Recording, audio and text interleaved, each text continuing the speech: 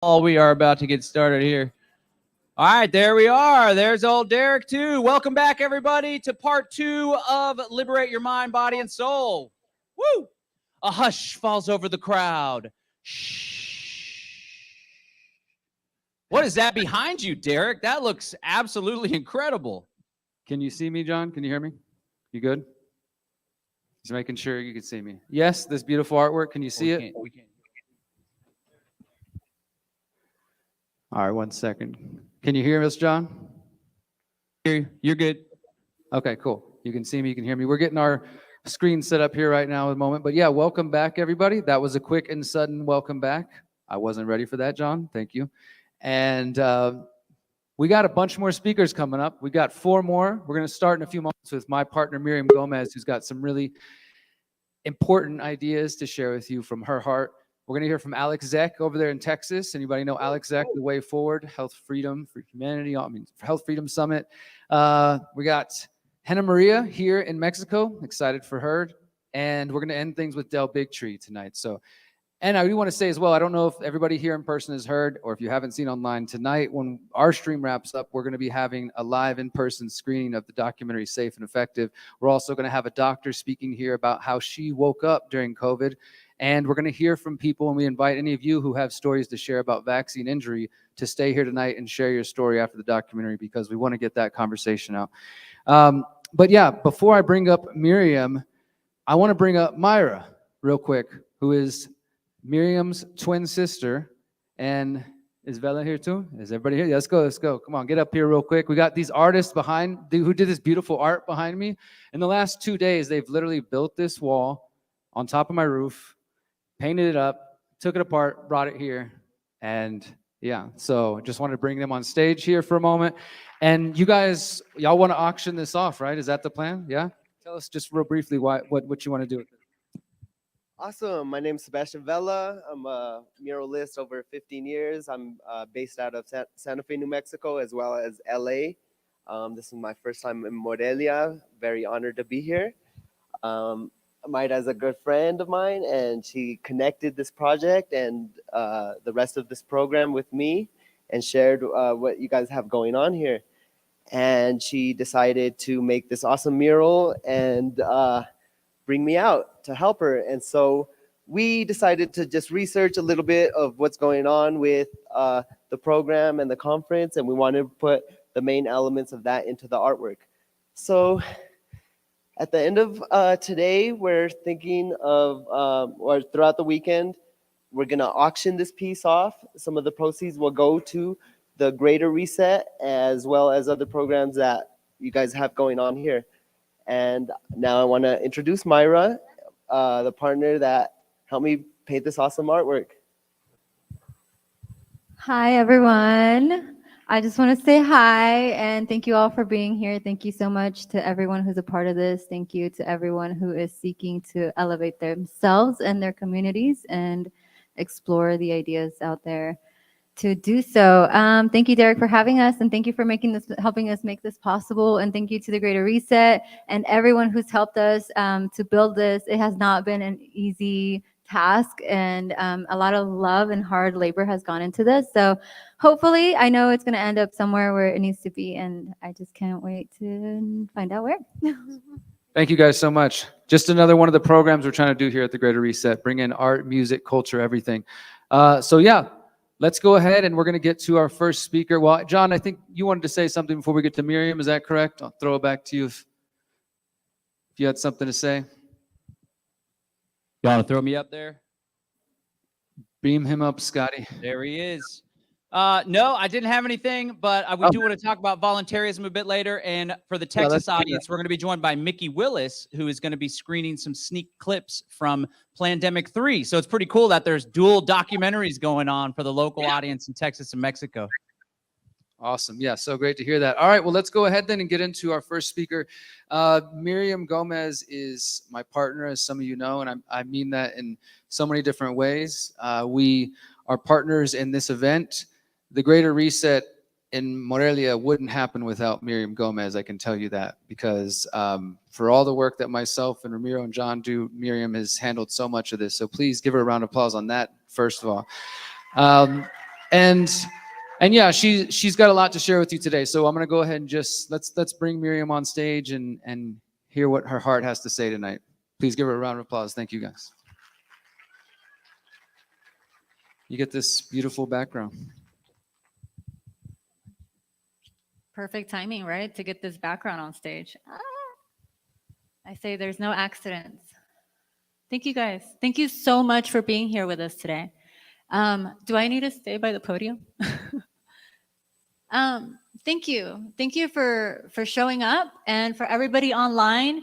Thank you guys directly for showing up as well, for seeking solutions, and everybody out there who sees somebody tweeting about, hey, the World Economic Forum is getting together, we should have our own event, the People's Reset, and sharing about what we're doing, what we're all doing, what we're all co-creating together. So thank you for being warriors on that end as well. I wanted to talk to you today about what keeps coming up to my heart, to my mind, is harmony, the natural world, the intelligence, and the greatest intelligence that I'm coming across. And, and I think this keeps coming up for me because I keep hearing about AI. I keep seeing AI. Everybody's rolling with the AI on social media and wanting to feed it and all of that, and a lot of people talking about merging with AI, and it's just becoming so natural for, for some people. And that's cool. If that's what you want, that's great, wonderful. I just kind of want to remind us and bring ourselves back to the intelligence that is already here, the natural world, us. We are part of the natural world. That intelligence that created the perfection of the natural world, the animals, the seeds, that each and every seed has this information to grow into a tree, into a plant, to fruit, to give off its medicine. In the natural world, somehow us beautiful human beings can give life to other human beings, and it just so happens naturally. And with COVID, with the Agenda 2030, there just keeps being more and more fear being instilled in humanity, and it doesn't have to be that way. Which this event just comes to show it isn't that way. It isn't that way. More and more people are finding the strength within themselves to say, heck no, I'm not going that direction. I want something different, right? And that's what we're here for. And I had this really interesting experience in 2020 that was the first time I've had an experience like that. And I just want to share a little bit about it with you because I feel it's helped me connect with that intelligence within each and every one of us. And so I got sick. You can call it COVID, you can call it whatever you believe. Out here in Mexico, though, if you go get a test, a COVID test, a PCR test, which we already know, it's not even meant for that. If you go get a COVID test and it comes out positive, then you have COVID. If you go get a COVID test and it comes out negative, then you have dengue. Because the symptoms are so similar, right? And that's the only way to know. But dengue has been around for how long? And people just, treat it, deal with it, and they know that they just move on from it, right? Well, a few of us got sick from something. And I guess in that time, in that year, I was over it. I was so over it. I was like, I'm over this. I'm not okay with getting sick. I am not okay with it, especially if everybody's all around me is buying into it. And once you get sick, you're going to be going to the hospital. You're going to be on a ventilator. You're going to be all these different things. Yes, it happened. Yes, I am not talking down on people's experiences. It has happened, and I'm sorry. But in Miriam's world, it's not okay to get sick. It's not okay. I have the intelligence of God, creation, spirit, the universe within each and every cell in my body. And one thing that I've learned, well, in that time, I just brought in all the different practices that I've come across that have helped me in different ways in my life. And one of those is meditation. And if you know a little bit of what my work is about, or my activism, is bringing meditation to people. And I'm always just reminding people of the basics of meditation. So let me just share that with you real quick. Simply, if you want to start meditation, which is a practice that will help you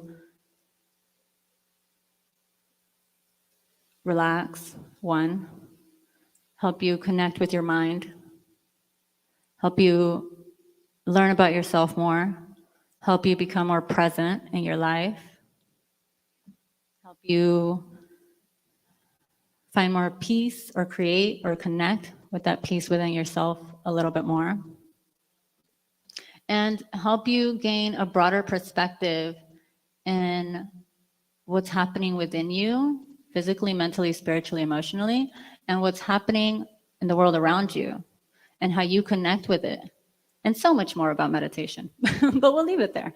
And so very simple practice. And I mean, I'm saying meditation, but prayer is something that helps just as meditation does. And so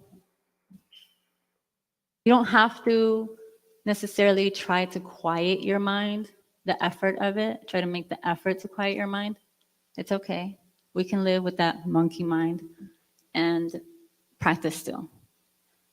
And what that means, what that may look like for you, can be laying down, sitting on your favorite chair, sitting on the grass, sitting after a long day at work, or laying down at a time you're not going to go fall asleep, so don't do it in your bed, although you will have a good night's sleep, is simply relaxing your eyes, your face, your body, your shoulders, wherever you normally hold tension, relaxing your chest, your organs, your legs, your feet, finding that space of relaxation within yourself, checking in with your breath. How's your breath doing? And simply allowing your breath to come to a natural rhythm, its natural flow, finding more ease with patience.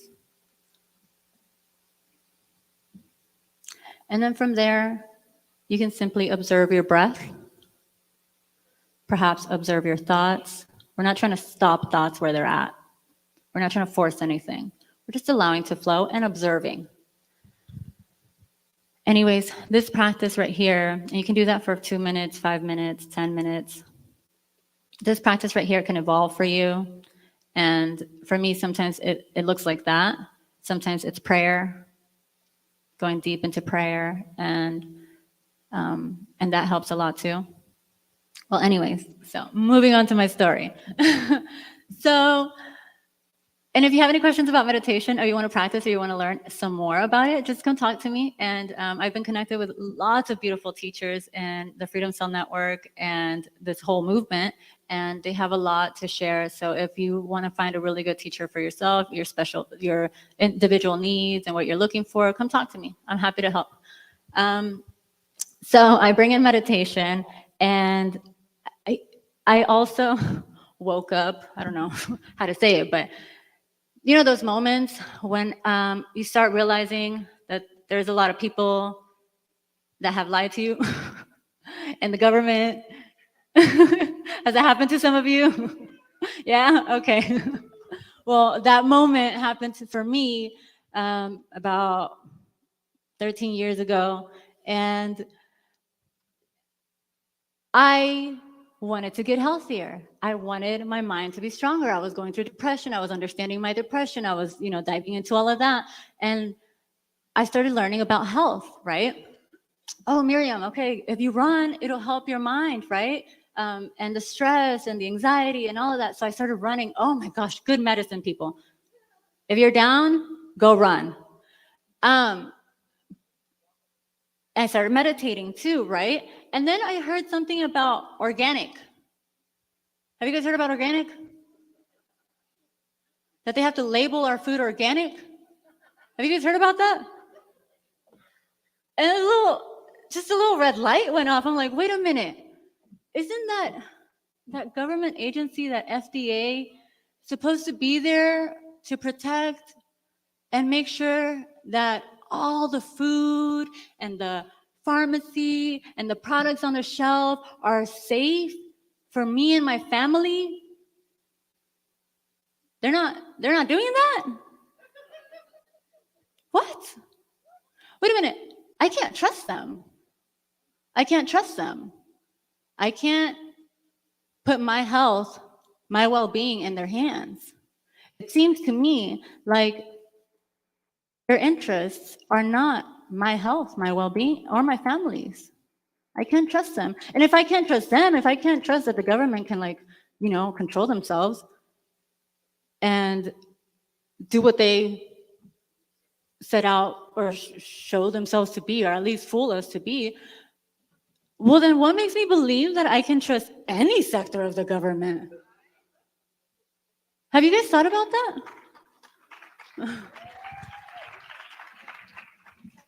I'm gonna have a little drink of water, guys.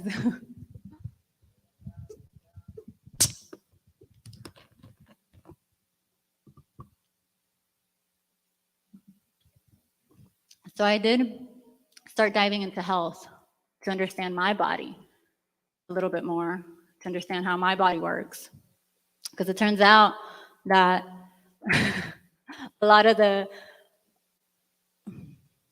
parasite class knows us more and knows us better than we know ourselves. So I started learning about health, and I started learning about cells, and I started learning about my organs, my immune system, all these, you know, all that, my beautiful, incredible, intelligent gift, blessing of a being and human body that I have. So I started learning a lot about it, right?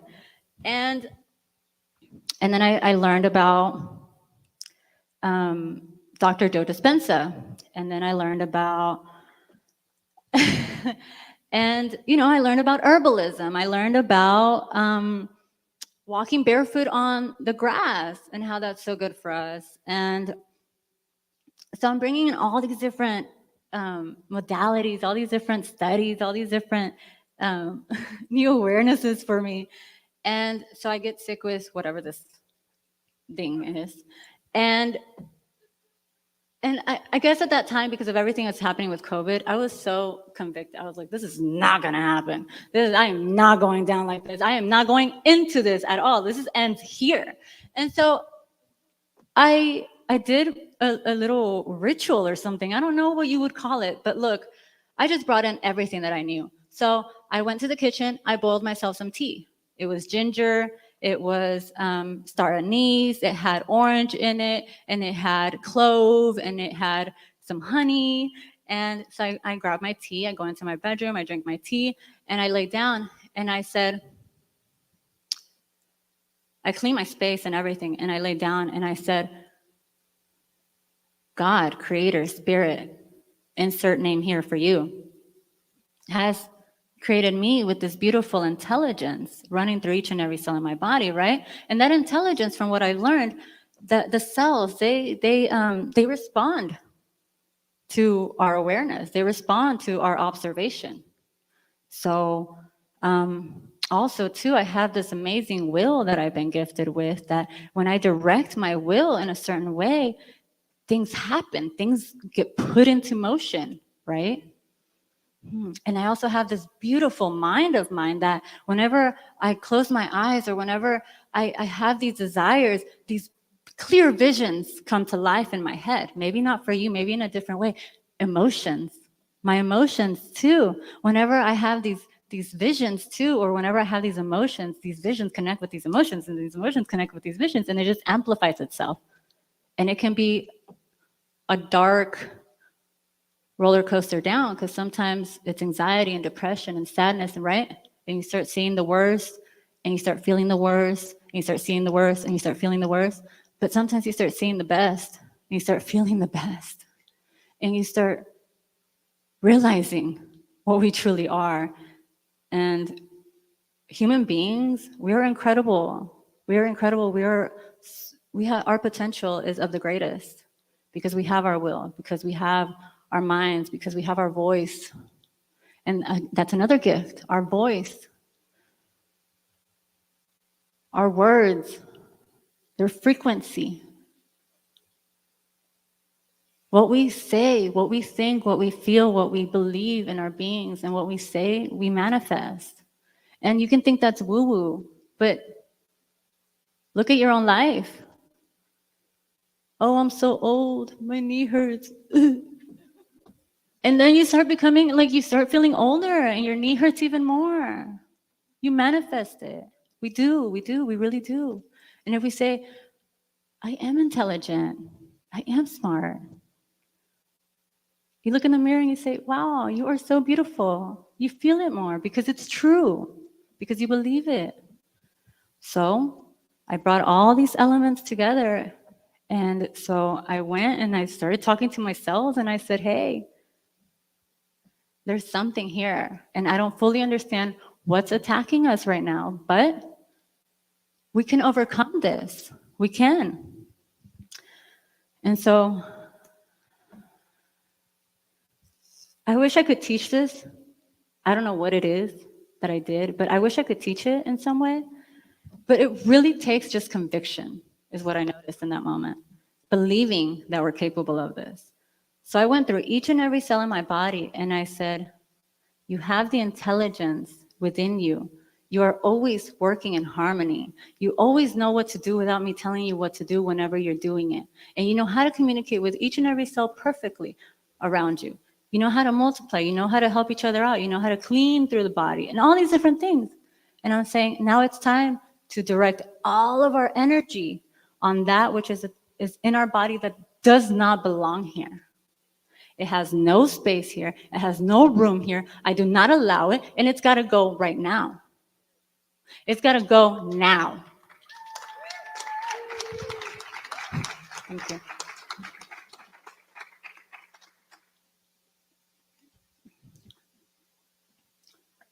And so, obviously, part of it was my immune system, so I was working and focusing on that mainly.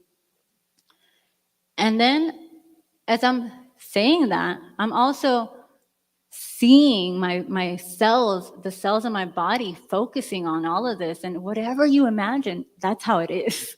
That's just how I was going to say it. That's how it is. So I imagine like all of my cells carrying whatever it is out of my body and letting it out. And I said, this ends tonight. This is the last of it. I see my boyfriend, my friends, 2, 3, 4 days feeling sick, 5, 6 days feeling sick, running to the bathroom, their bones aching, like sweating in the bed, and just not being able to keep any food, all those different things. I'm like, no, I'm not about to go through that. So that night, I said, it leaves my body tonight, and I wake up feeling 100% better. Better than whenever I was before I got sick. And I did, guys, it was gone. It was gone. I was so amazed. I was so amazed. It's incredible what we're capable of, but we got to believe in ourselves. We got to know who we are at the cellular level, at the energetic level, who we are like in this world. You know, and we are human beings. We have the intelligence of the universe within each and every cell of our bodies. It's so incredible. So just like that, we can work through the crap that we deal with, our doubts, our insecurities, our fears, and that's what I'm working on. And look, I'm not perfect. I still have a lot of work to do. Just today to get up on stage, it took a lot.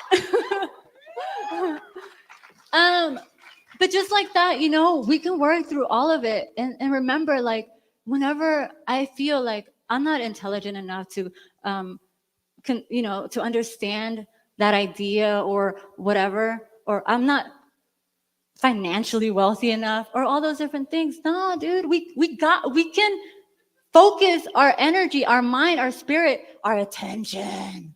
Oh my God, our attention, guys.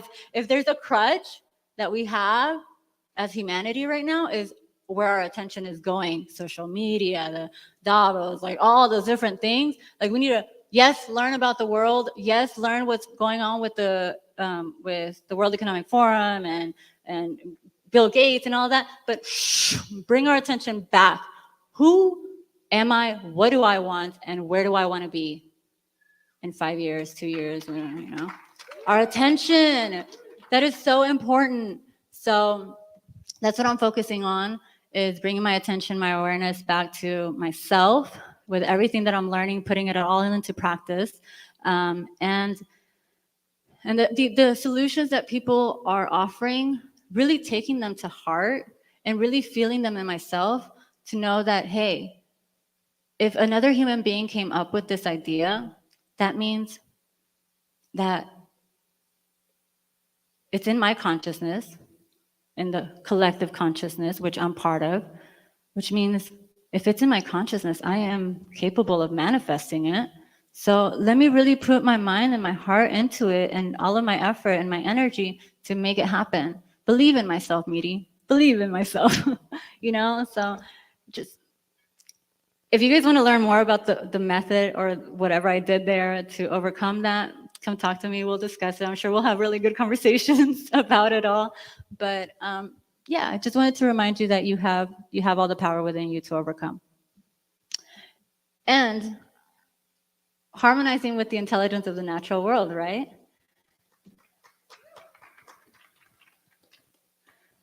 There's so many tools around us. There's so many tools left and right coming. I mean, I don't know how much time I have left, so you guys let me know, okay? There's so many tools that we can learn, so many different practices, and 5 minutes, 10, 15, cool, 20, any more? So many different practices, so many different tools, so many techniques that we have all around us that are being offered left and right in our communities. And look, I want to tell you, like, if you hear something, if something catches your eye and you see that, hey, this is effective, this helps amplify our consciousness, this helps us like realize ourselves and heal ourselves and be done with that and move on, move forward. Hey, this helps us really regenerate the soil like that. Put it into practice, learn it, take it in and put it into practice. Oh, why am I snapping? One of these tools that I learned is permaculture. Is anybody familiar with permaculture? We have a day of permaculture and food independence because it's so important, right? There's no need for us to be labeling organic. It should just all be organic naturally.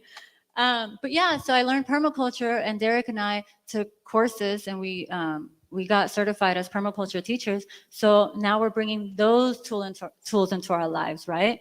And if you don't know about permaculture, please look it up. It's a different practice that we can take on instead of just like the usual agriculture, which damages the soil and the land and GMO seeds, and you know, and our bodies too, because all those pesticides and all those chemicals that are being used, it's creating imbalance in the world around it, and it's creating imbalance in our bodies, in our minds, in our spirit. So talking about harmonizing with the natural world, permaculture, we put those different tools into practice and we learn it for ourselves and we can teach each other. Then the farmers are doing it. And that's a huge difference. I mean, if we're doing it at home, right, that's a big difference in our being, in our lives, and in the lives of our neighbors, and in the lives of our families, and we help each other, and we can trade, and we're more independent, and we help nature and create more, you know, like balance out different things, but we help amplify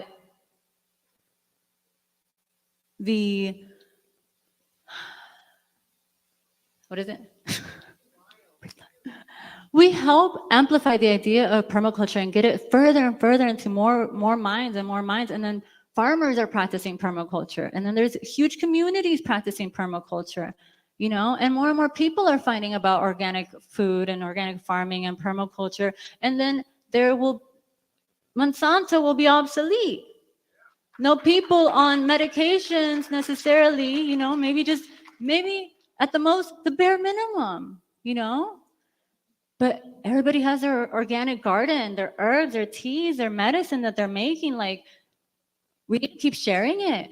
And sometimes we hold ourselves back because we're like, oh, I don't like talking to people. I'm not good with people. Oh, I'm not good at this. Oh, I'm not good at that. We are beautiful, beautiful human beings, and this right now is a time for all of us to flourish. For all of us to flourish in the way that we've always wanted to flourish in our hearts and in our minds. Do not hold back, people. Do not hold back.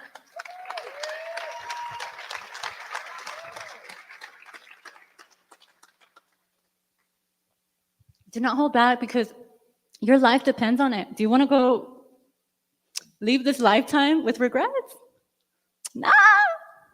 Do you want to leave your children or your grandchildren up to their Agenda 2030? No. Do we want to teach them that we have the strength, the energy, the joy in every cell in our bodies to make our dreams a reality? Our 2030? Oh, imagine that. Our 2030, all of us together in different parts of the world, right?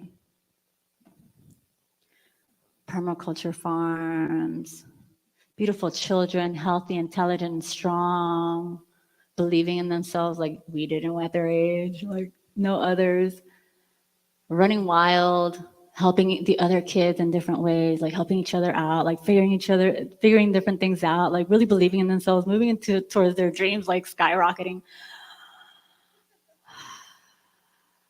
The elders in the villages, gardening, swimming, dancing. They're feeling so good looking at the permaculture farms growing and their grandchildren running around, all organic. The education systems, guys.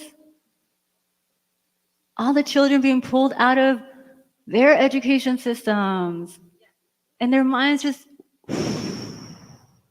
being liberated. And now they can be whoever they want to be, do whatever they want to do.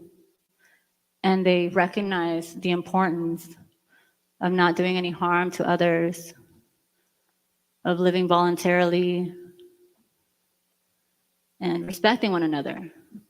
That's important. We can go on with this vision, right? But I just want to say, I want to mention that different healing modalities, permaculture, all these different tools that a lot of us are learning through at the greater reset, the greater reset. Let's make this the greatest reset. Yeah? Let's make this the greatest reset. And let this be it, you know? We've harmonized, we're living healthy, we're living abundantly, we can protect ourselves from whatever, and they're not a threat. They're just not. Well, have you guys, one last tool I want to share before I wrap this up. Have you guys heard about VEO? Extraocular vision? Who said that? Extraocular vision. Guys, this is one of those other tools that I just wanted to share with you about recognizing the intelligence of the natural world, I mean, which we are a part of. Our minds have that natural intelligence. Extraocular vision is a technique that has, or a course that has been created by a man called Noé Esperon here in Mexico. And I just recently learned about this last year while Derek and I were touring Mexico. And this VEO is a mental development course for kids that also helps amplify their consciousness. What does that mean? Bad words. What does that mean? That means that through the course, these kids are taught how to see blindfolded, which is really cool. They get to draw, they get to read blindfolded. But the very cool aspect of it all is that if they had insecurities, overcome. They overcome those insecurities. If they had difficulties at school, they are now like maybe the most intelligent in their class, and now they're helping kids in that class, right? With math, if they had difficulties with math or reading or whatever it was. If they had speech difficulties, it helps them with that. If they had all sorts of different difficulties that we go through as children, it helps them with that, and it helps them live a life where they're guiding the life that they really want to live and not being held back by their doubts, their insecurities, their fears, and things like that. They're human still. They're amazing human beings. Just opening the doors for them, opening the road for them even more through this tool. Well, if you don't know more about it, if you want to learn more about it, I highly recommend looking it up. But the creator of this technique, he has this vision. He's pro-humanity, and he has this vision of having a whole generation of kids being taught VEO. And I want to be a part of that. So I got certified to become a VEO teacher. And I want to get to the point where I can certify other teachers so that we can help the children recognize what's right for them and what's not right for them without even thinking it twice, right? Without being caught up in what the media wants them to believe and where it wants to take them, right? Or social media and where the world around them wants to take them. Instead, they know who they are and the lives that they want to lead. And it's so beautiful. Y'all should definitely check it out. All to say that all these different tools that I'm learning, that my partner is learning, we're going to be offering them, offering courses, offering workshops, offering retreats at the education center that we plan on, and we're making plans and working towards creating and manifesting, which is part of the greater vision, the Conscious Agora, which is our community project. And teaching all the different tools that you're learning at the Greater Reset, not just this Greater Reset, but the last 3 Greater Resets. And yeah, helping humanity in that way, become more free, more sustainable, more healthy, strong, vibrant, heal emotionally, spiritually, and create the 2030 of your dreams, right? So I want to present to you the Conscious Agora and our community. And there's actually Derek, obviously Derek is a part of it. And there's 2 friends here that are part of the community, Jess and Ethan. And give it up for Jess and Ethan. They've been doing so much work to make this happen. And so has the rest of our community. And so right now we just started a campaign, a fundraising campaign to get the property. We've seen the property. Our community has been working together like for 2 years.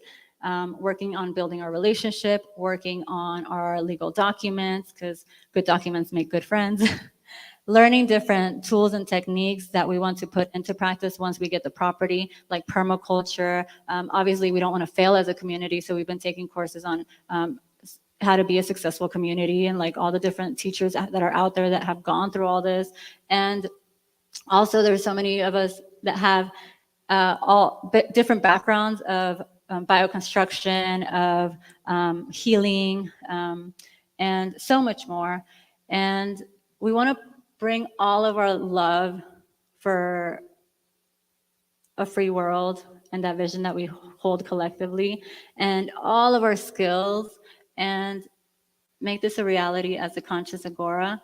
Buy this land, create our education center and our healing center, and invite all of you to come be a part of it and bring your skills, learn with us, grow with us, and create a model that can be used to be replicated and tweaked to your liking, to be used all around the world to create a network of free communities helping each other out. So we're going to show you a clip, a video. Hey everyone, my name is Derek Brose. For the last 13 years, I've been an activist and a journalist, and I've been looking for freedom. I've been looking for community, trying to understand how to create a better world. And I've done so many different things to try to do this. I've done protests and rallies and marches. I even ran for mayor, thinking that maybe this was the way to create the world that I want. And over the years, I've come to see that it's not really going to lead to the change I want. That if I want to see change in the world, I need to be that change. I need to create it myself and live it and embody it. And so in 2016, I started thinking about this idea of creating an eco-village called the Conscious Agora. It would be built around the ideas of individual liberty, permaculture, and mindfulness, trying to create a better world, be better people, continually evolving as people all around. And I've been working on this idea for the last few years, but it wasn't till 2020 when my partner Miriam and I moved to Mexico that this project really took on its next phase. Hola, my name is Miriam, and my desire to live in harmony with all life has led me to learn permaculture, to learn different healing modalities, and also organize community events like group meditations and yoga classes. Our decision to move to Mexico led us to Morelia, Michoacan, a beautiful mountainous region known for its vast bodies of water and its rich soils. This right here is where we found the land and future home of the Conscious Agora, filled with hills and springs and mountain water and delicious fruit trees. We fell in love. We looked for beautiful people who shared a similar vision, and for the last 2 years, we have been working together to strengthen that bond, that relationship. And now, these are the founding members of the Conscious Agora. Hi, my name is Jess. Leading sea kayaking trips on the west coast of Canada gave me the opportunity to share my love for the wild and outdoor spaces and reconnect with nature. Now I'm excited to be part of this project, the Conscious Agora, that together with your help will live as an example of what's possible when we live in a holistic and symbiotic connection with the natural world and each other. Hi, my name's Ethan, and I am super stoked to be a part of this project. We've got a beautiful piece of land here in mind. It's phenomenal. For the last 10, 12 years of my life, I've really been longing to be a participant in something like this that's focused on individual autonomy within community, as well as earth restoration and regenerative agricultural practices, permaculture, and all that kind of stuff. I've been into it for a number of years now, and I've been following Derek's work for about 5 years now, starting in 2018. When he put out the invite to participate in this, I was super excited. I was like, man, I got to get involved in that. So here I am. They welcomed me into the project. The vision that Derek and Miriam have outlined of building somewhat of a template or model for other communities to emulate and build from, that's very unique. There's nobody out there that I'm aware of doing this. So with your help, we can make that possible. With your financial support, the Conscious Agora team will be able to complete the purchase of our land. From there, we will build the Holistic Education Center, which will be our home for teaching permaculture skills, natural building, self-defense, meditation, and other practical skills that you can use to empower yourself. Our long-term goal is to take all of the knowledge we gain and all of the information we have and share it with you, so you can create your own Conscious Agora where you live. Together, we can create a network of free communities focused on building a better world for coming generations. Thank you for your support. Because of you, the Conscious Agora is becoming a reality.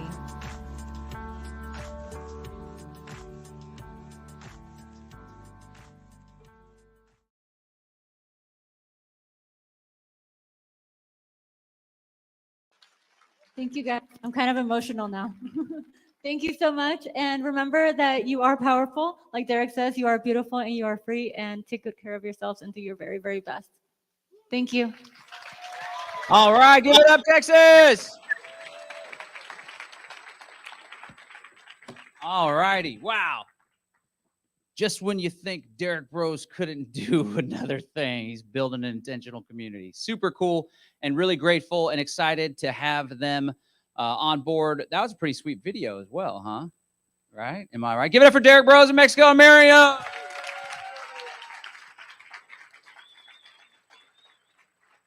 Yeah, behind every great man is a great, even greater woman, I should say. So I'm getting the presentation ready for our next presenter, and we are super excited for the next talk.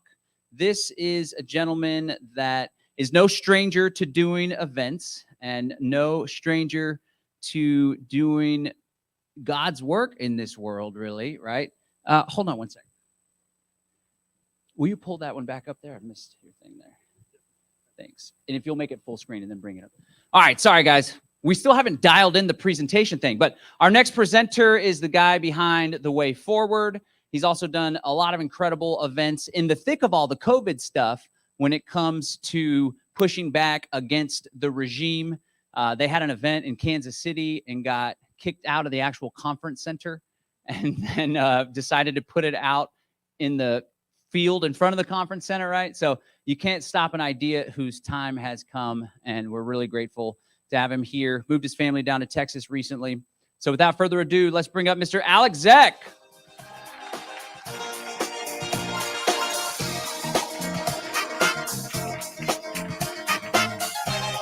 Alex Zeck, ladies and gentlemen. Woo-hoo! All right. Thank you. Thank you so much. Thank you, John. Thank you, Derek, for inviting me. Hopefully this presentation won't ruffle too many feathers. Okay, can you guys, yeah, you can see this. Cool. Okay.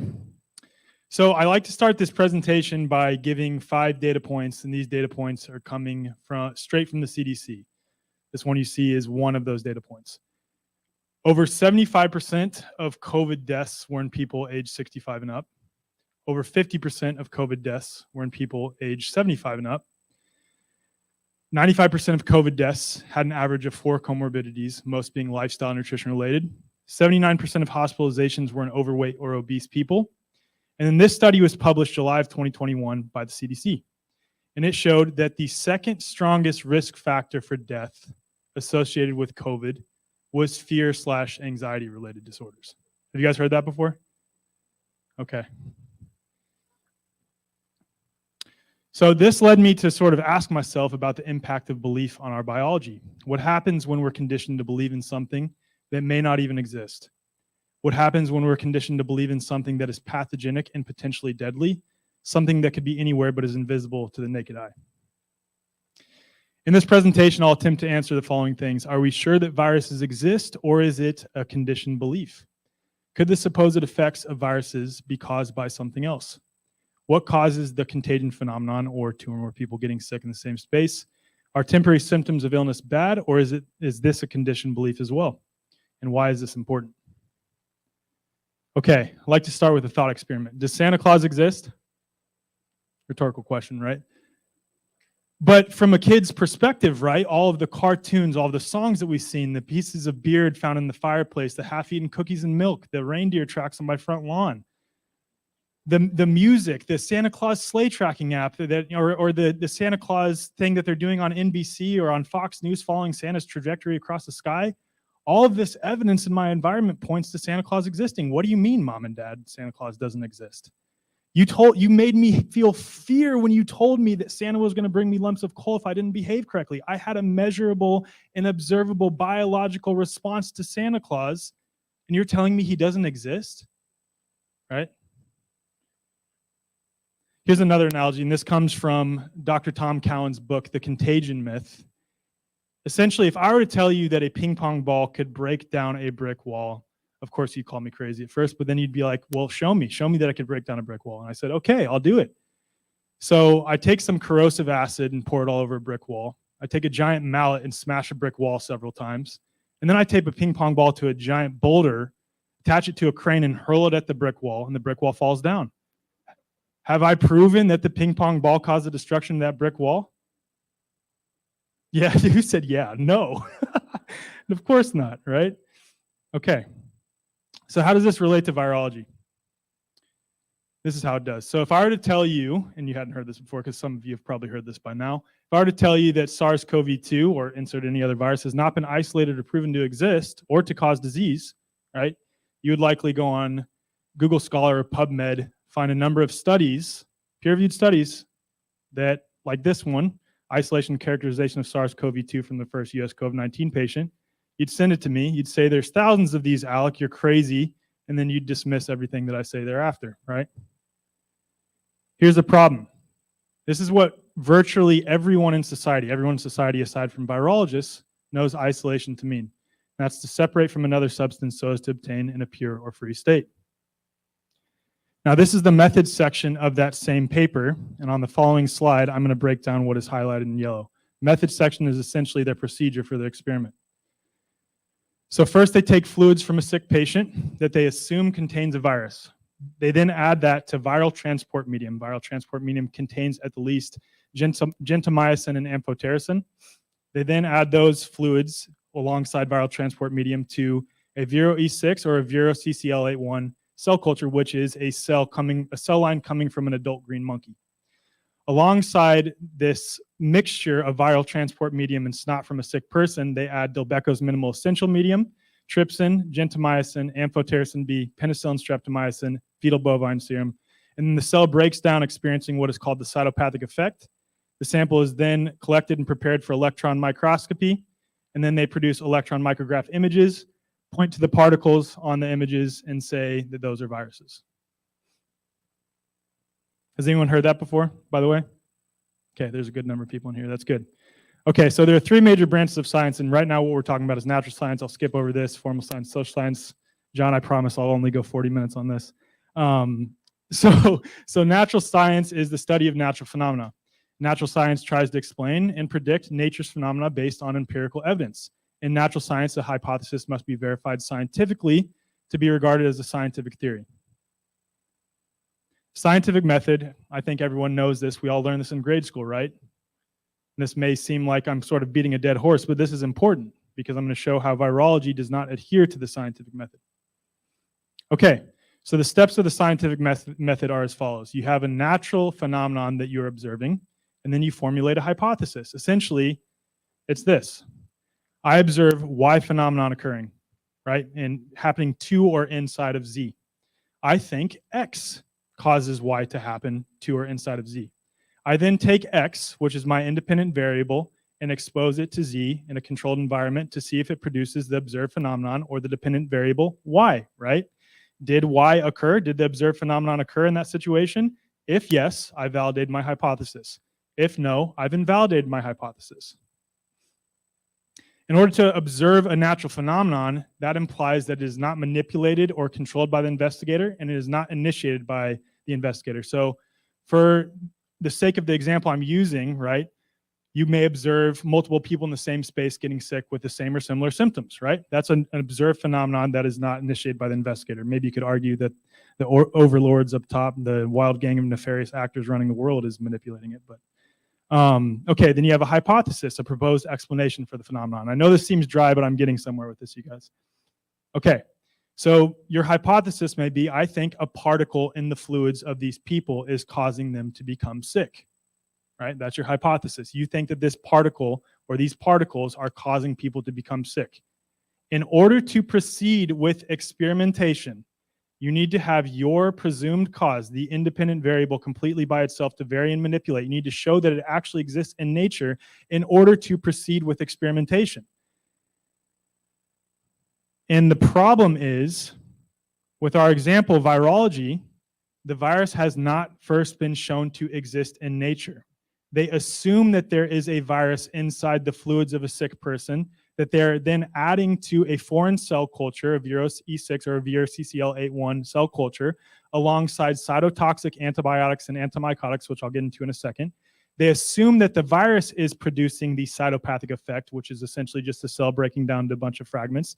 They assume those other things that are added don't have an impact on the culture. Again, I'll get into those in just a second.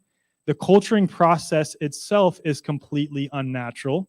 There are no proper control experiments, and I want to emphasize for those who've done a bit of research on this, a lot of virologists will refer to a mock-infected culture, but they won't describe what goes into the mock-infected culture, or they will treat the mock infection with different antibiotics, different levels, different amounts, different types of antibiotics and antimycotics. So it's not a proper control experiment. So virology does not adhere to this scientific method. Again, your presumed cause, the independent variable, the thing that you think is creating this phenomenon that you're observing, people getting sick, you have to have it by itself to vary and manipulate in order to even begin experimentation. And virology has never done this as a body of so-called science. These little electron micrograph images that we see, like that one of a supposed SARS-CoV-2 virion, always come from the experiment that I just described, where they assume all of these things, they mix all of this stuff in a cell culture, and then it produces an effect, and they say, it must have been caused by a virus. So pseudoscience consists of statements, beliefs, or practices that claim to be both scientific and factual, but are incompatible with the scientific method. Is virology a science? No, it can't possibly be, because in order to be scientific, and again, I have to preface this by saying you have to claim to be scientific and adhere to the scientific method in order to be regarded as scientific. If you're not making what you're calling a scientific claim, then it doesn't matter. But they're claiming virology is a real science, but they are not adhering to the scientific method. That is pseudoscience. Scientific theory is an explanation of an aspect of the natural world and universe that has been repeatedly tested and corroborated in accordance with the scientific method. So is the germ theory even a proper theory? And again, this extends into bacteria too. Bacteria, they have never taken in an isolated, purified form and exposed to a healthy person to cause symptoms of disease. They have not followed the scientific method in that way either. So the germ theory itself is not even a proper scientific theory. They're still at germ hypothesis. You guys following along so far? Okay. You guys like this so far? Okay. Okay. Can we do a scientific experiment on Santa Claus? No. Okay. Good. We're on the same page. I had someone at another presentation say yes, and I was like, okay, I got to go back like 100 slides. Okay. I mean, you can see measurable and observable effects on children at the idea of Santa Claus, at the belief in Santa Claus, right? It's the same thing with this. Okay. And this is why viruses cannot be isolated, purified, characterized, and sequenced directly from the fluids of a sick person, according to experts, right? They'll say that the virus is too weak, and these are actually responses that I've received and other of my friends and colleagues have received. The virus is too weak to isolate or purify directly from the fluids. Okay, they'll say that on one hand. On the other hand, they'll say that a virus travels freely through the air, lands on a surface, survives on a surface for upwards of 2 to 3 days, makes it all the way to a body, breaks into a cell, hijacks the cell's machinery, begins a replication process that overwhelms the body, is excreted out of that person where it does the same thing over again. So it's too weak to isolate or purify directly from the fluids, but it does all of those things, right? And also, this is a reification fallacy. These first three are, and I'll get into that in a minute. There's not enough virus present in the fluids to isolate or purify it. If you talk to any chemist, they're isolating particles much smaller than viruses are purported to be all the time and purifying them. So this argument that there's not enough virus present in the fluids to isolate or purify, but then they'll say there's hundreds of millions of virus particles inside the fluids of a sick person doesn't make much sense.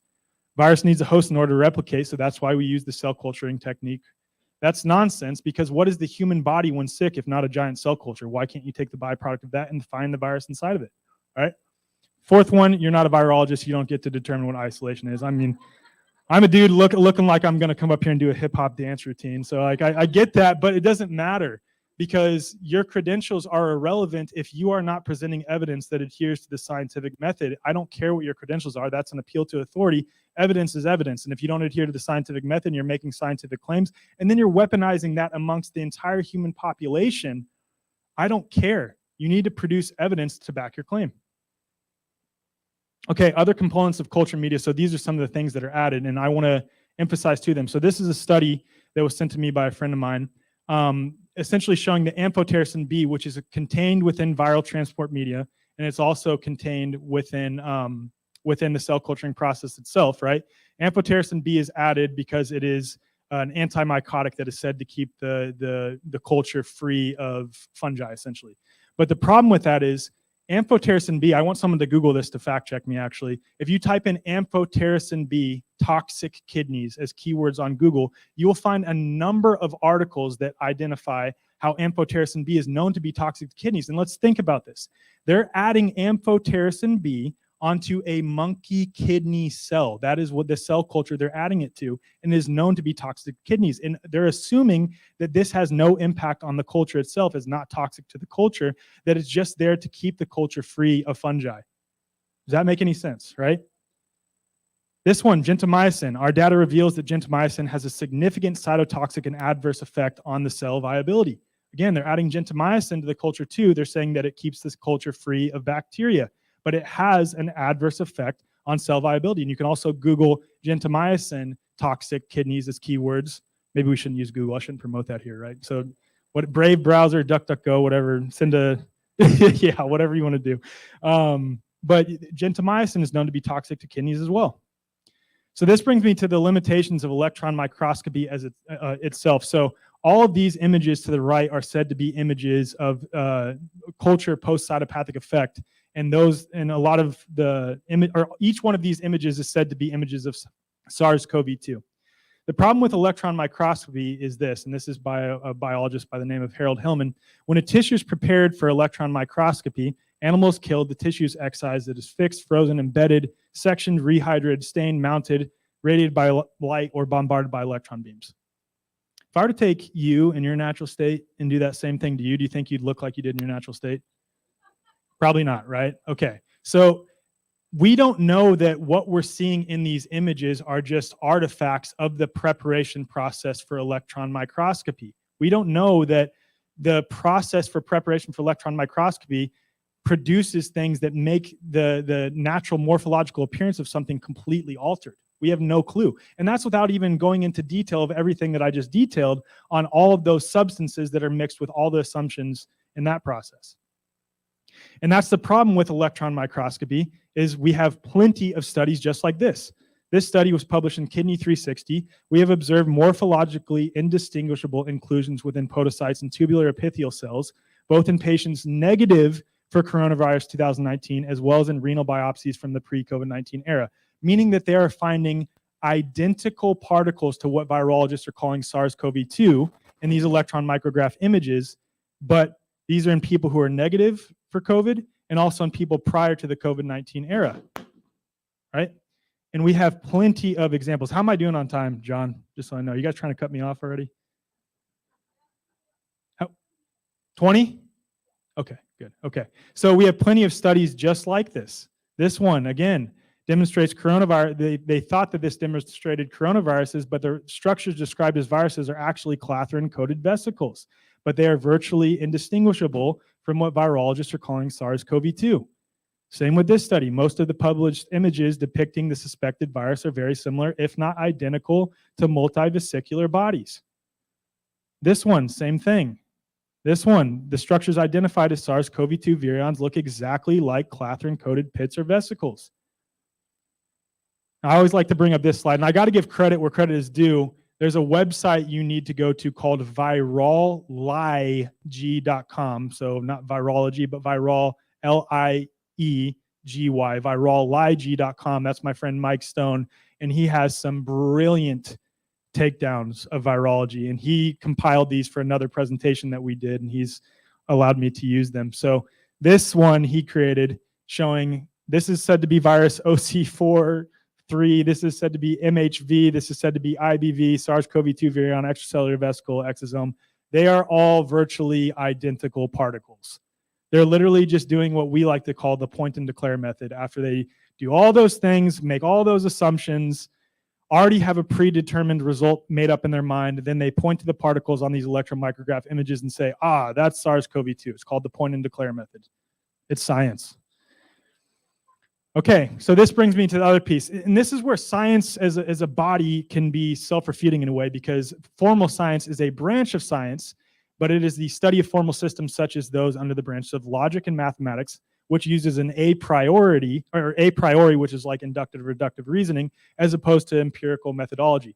And why it's self-refuting is because, referring back to the definition of pseudoscience, anything that is claiming to be scientific but does not adhere to the scientific method is fundamentally pseudoscience.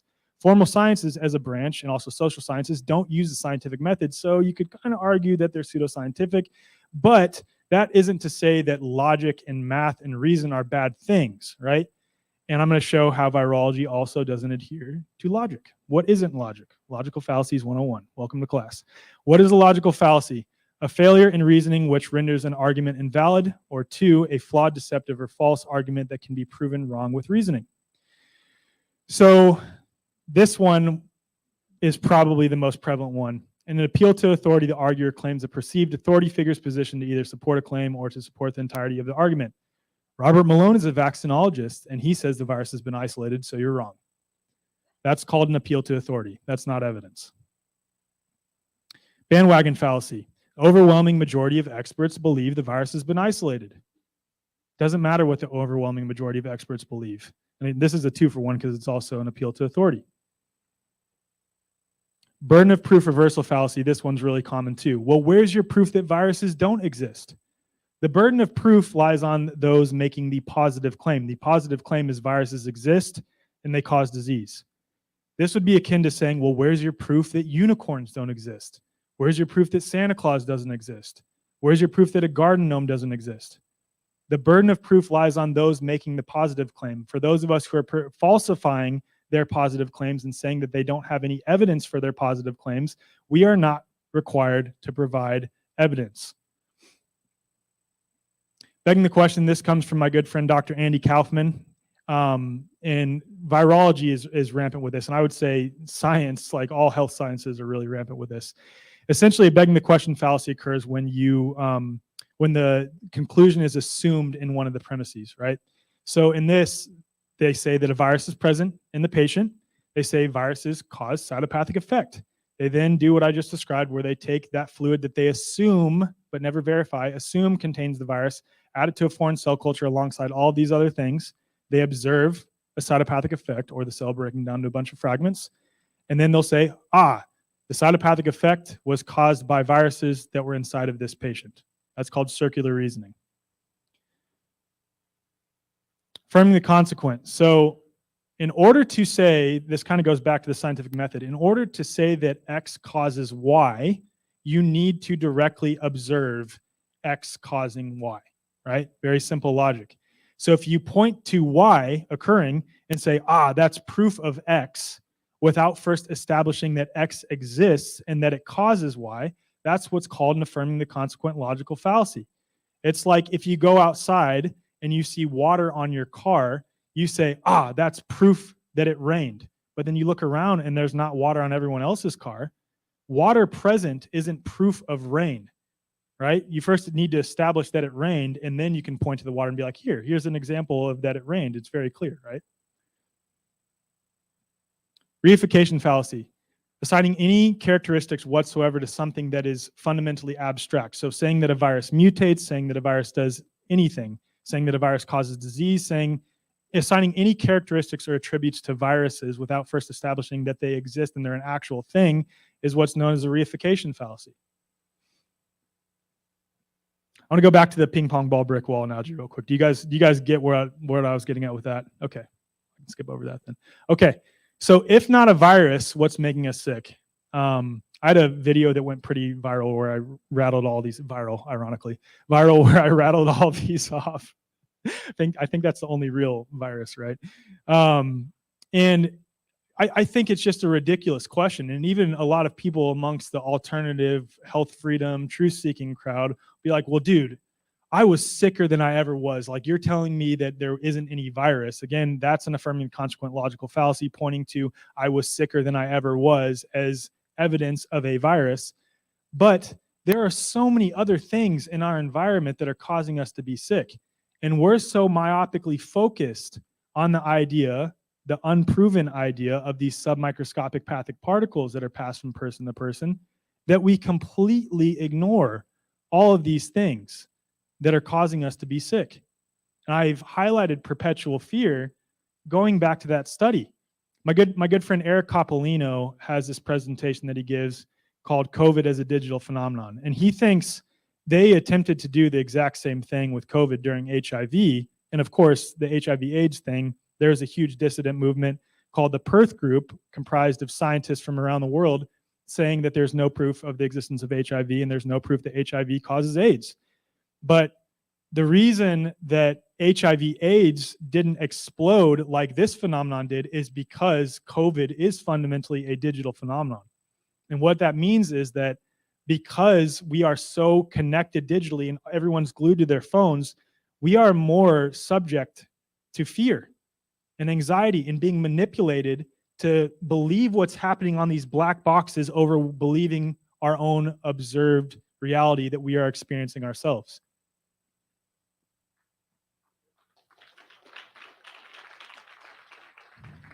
Okay, and then after I show that list, people are like, yeah, but man, I've been sick. Like, there's one time where I wasn't sick at all, and then I was around someone else, and I had to have something passed from them. And I don't deny that that is an experience that people have where they get sick in the same space as others, and I'll get to my ideas on that. But when we're asserting that it was because we were around someone and they passed something physical to us, again, there's no proof in science of that either. Going back to the Rosenau experiments conducted during the Spanish flu, which is said to be the most deadly pandemic in history, and yes, a lot of people died, but was it caused by something being passed from person to person physically? So in this experiment, they took 100 volunteers and exposed them via various methods to fluids from a sick person. They injected blood from Spanish flu patients into healthy people. They took swabs from their throats and swabbed it in the back of the healthy patient's throat. They had healthy patients go into a Spanish flu ward and shake hands with several of the patients, have them open mouth cough in their face. Can you guess how many people became sick as a result of this experiment? You know your stuff. You keep on you're like mouthing what I'm saying. 0. None of the volunteers in the experiments developed influenza. And Milton Rosenau is quoted as saying, "We entered the outbreak with a notion that we knew the cause of the disease, and we're quite sure we knew how it was transmitted from person to person. Perhaps if we have learned anything, it is that we are not quite sure what we know about the disease." And there are several other examples too. This one, 0 out of 50 men became sick. This one, 0 out of 6 men contracted influenza in any of the 3 studies. This one, going back to belief, a higher percentage of people got sick after being exposed to the saline placebo compared to those being exposed to the, quote, virus, right? This one, 0 out of 45. This one, 0 out of 100. This one, 0 out of 200. I could go on and on and on. And yes, there are studies claiming to have shown pathogenicity of certain things, but they typically go like this. They'll take a rat that was raised in an environment where it's in a perpetual state of fear because it's a lab rat exposed to various experiments, not eating a diet that a rat is supposed to eat, not living in the way rats are supposed to eat. And then they will take fluids from a sick person and pump the rat's stomach full of those fluids and be like, see, this is proof that viruses exist and cause disease, or this is proof of bacteria's pathogenicity. In no way is that natural. That's not a natural way to try to prove cause and effect or prove the existence or pathogenicity of something. And anytime they've done it via natural means, they were unable to replicate that phenomenon. So the appearance of contagion, most likely what's occurring is people are exposed to similar toxins, similar eating habits, shared emotional trauma, fear/belief, shared exposure to non-native EMFs. And I get a little bit frustrated with people in what I like to call the terrain camp who think like me, who just replace the virus, realize that that's not a real thing, and they say, oh, it was 5G causing this.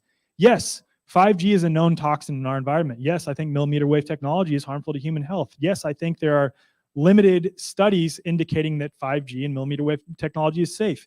But the way human beings work is we are complex physical, emotional, chemical, spiritual, electric, biological entities with multiple inputs and outputs in our day-to-day lives. So it's usually not as simple as this one single thing caused someone to be sick. We're complex, but there are other possibilities. If I were to yawn right now, a few of you would yawn. Is that caused by a virus? No. When women are around each other for extended periods of time, there's been several cases where they sync up on their menstrual cycles. Is that caused by a virus? No. There's limited studies indicating that trees not only communicate via the mycelium network below the soil, but they also communicate via pheromones, right? So this brings me to the next piece of my presentation. Who's familiar with Veda Austin? By show of hands. A lot more. This whole room should have their hands up. Her work is incredible. Who's familiar with Dr. Emoto and his work with water? Okay, more people. Veda, okay, essentially what Veda is doing is taking Dr. Emoto's work and expanding on it. She is essentially showing that water can retain memory and water can reflect back to us our environment, and that water has its own communication mechanism, which she calls hydroglyphs. And what's amazing about Veda's work is she is teaching it in workshops all the time to other people, and they're repeating her experiments all over the world. And the way it works is Veda will take water in a petri dish, expose it to a thought, a feeling, a frequency, a written word, a song, set it next to her bedtime, and set the intention for water to show her what she was dreaming. And then when she freezes water will reflect back its own artistic interpretation of what it was just exposed to. So I put some examples, and these aren't even the best ones. I highly recommend checking out her website, vedaaustin.com. This is a written number 4, and this was water's response. A picture of a braid, water's response. Photo of one of her friends, water's response. You see their profile image. And she has, I think, over 30,000 examples of this. And she's documented, I think, over 60 hydroglyphs, which it means that she has shown water, let's say the written word gratitude, or she's feeling gratitude, or a song that represents gratitude. And water will always reflect back when frozen the exact same image, its own image for the energy of gratitude, right? So Veda did an experiment. She spoke at my former organization, Health Freedom for Humanity, our California chapter's event in Fillmore, California, and she took a free-range chicken egg, or a box of free-range chicken eggs from that farm, cracked them open, froze the albumin, and when she froze the albumin, the crystallography of the frozen albumin in the petri dish looked like the middle picture, this very beautiful crystallography. And when she takes caged eggs and does the same thing, you see the image on the left, that's what it looks like. And that's representing an egg coming from an environment where it's pumped full of hormones, antibiotics, vaccinated, not eating a diet that a chicken is supposed to eat. And that's what the caged egg looks like. She then set a free-range egg next to a caged egg for a period of time, cracked them open and froze the albumin. And the image on the far right is the crystallography of a caged egg after being next to a free-range egg. So to ensure that this wasn't a fluke, she repeated the same experiment again. She took one free-range egg, surrounded it with 10 caged eggs, set another caged egg to the side as a control, and when she cracked them open and froze the albumin, this was the result. From left to right, top to bottom, those are the caged eggs and their albumin when frozen after being in proximity to the free-range egg. All 10 of the caged eggs now had a more coherent structure. The free-range egg itself was unimpacted. The caged egg in the bottom right corner that she set to the side as the control still had no coherence, no crystallography. Pretty amazing, right?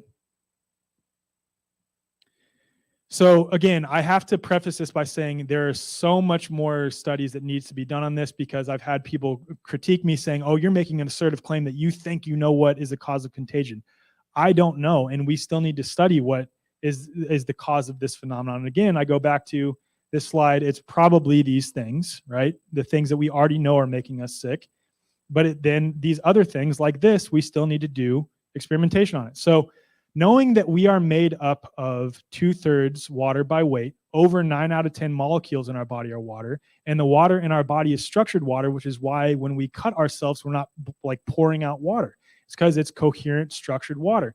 And per Veda's work and the work of Gerald Pollack, structured water is able to retain and transmit information much more easily. So knowing that we are made of structured water, what makes us think that we're any different than what's happening with those eggs? When I am sick, right, the water in my body heats up to become less viscous so that it's able to flow more easily, which is why I cough, I throw up, I have diarrhea. That water is trying to get out of my body. And the water in my body is likely to communicate with the water in your body through bioresonance, per Veda's work and the work of so many other people. And if you are in need of detoxification, you are likely to detoxify as well. And that brings me to ask, are symptoms bad? Are they something to fear? Or is our body simply doing exactly what it was designed to do? And that's the problem with not only pharmaceuticals, but a lot of so-called alternative approaches to health. We're just trying to mask the symptoms rather than getting to the root cause. And when we're masking the symptoms, we are inhibiting our body from doing what it was designed to do, to detoxify, which is why so many of us are struggling with chronic disease. And not only that, when we are just addressing vaccines, we are also only addressing the symptoms. Vaccines are just the symptom for the greater problem, which is the pseudoscience of virology.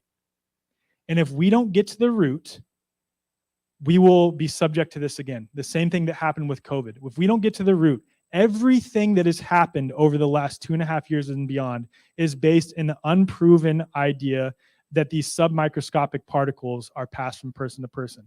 And some people are only focusing on the surface level things, again, just addressing the symptoms. And we're playing on their playing field. They have no proof for any of these claims at the core. And these claims are being weaponized amongst all of us. In order to defeat this, we need to get back to the understanding that symptoms are not bad. They're not something to fear. Our body's doing what it's designed to do. And there's no proof of these submicroscopic pathogenic particles that are passed from person to person. All right, that's it. I don't know if I have any time for questions or anything like that. If you'd like more on me, my website is thewayforward.com, and it's spelled FWRD. It's at the bottom. Yeah, thank you so much. Appreciate it. Thanks, Alex. Yeah. Good stuff. Thank you so much. Give it for Alex Zek, ladies and gentlemen. Woo, woo, woo, woo, woo, woo. Hey, Rebecca C., will you pull Mexico up real quick as well with me here? Me and Derek just wanted to shout out everybody there in the audience. A lot of talk about viruses. Yes, no, maybe so. But you know, a virus that does exist, it's the mind virus that so many people are infected with. And I like to call this mind virus statism.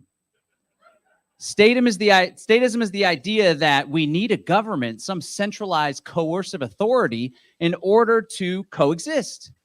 And me and Derek and Ramiro and the Freedom Cell Network, we reject that idea because we believe the most functioning society that'll be the most smooth and harmonious is when people engage in mutually beneficial voluntary relationships. Absolutely. When we relate to one another in a way that's peaceful, non-coercive, and support one another without guns or the threat of guns, which is all government is. What do you say, D?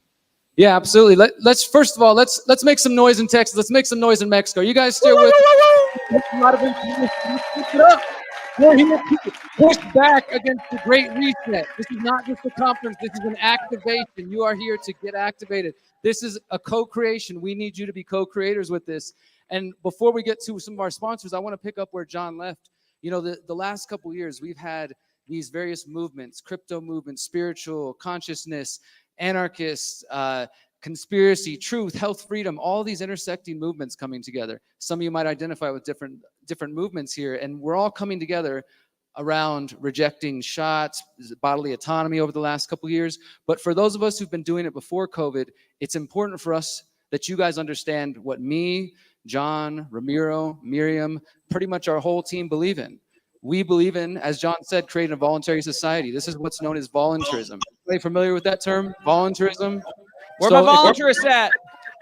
It's not a lot, Derek. There wasn't a lot here in Texas that are familiar with the term. Maybe we should break it down for them. Either here in Mexico as well. And so we're going to tell you more about it over the next couple of days. But what I will say is this. The core basis of voluntarism is trying to create a society based on consensual and voluntary relationships. And how many people over the last couple of years have realized that the relationship you have with your government, wherever you come from, is not voluntary or consensual? Nope. Think about this. They can tell you, pay the taxes or you'll go to jail, or take the shot or you can't work, you can't fly. They think they control you. That's not a voluntary consensual relationship. You didn't consent to that.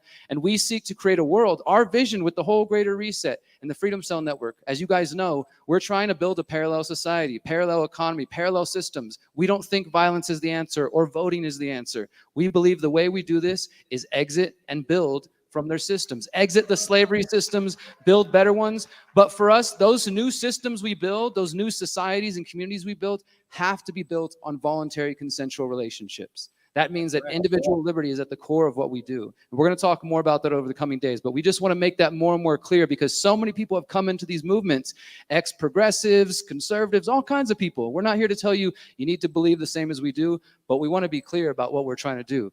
We are trying to create a parallel system to what they're building, and we're serious about doing it, and we hope you guys will join us. Right on. I want to correct you one thing, Derek. We're not trying to build it. We are building it. This is it right here, and you're a part of it. Yeah. Everyone at home, everyone in Texas, and everyone in Mexico. You're right, brother. Back to you. Let's go. Cool. You know, a lot of people can't comprehend the concept of existing without government or these big centralized mega corporations.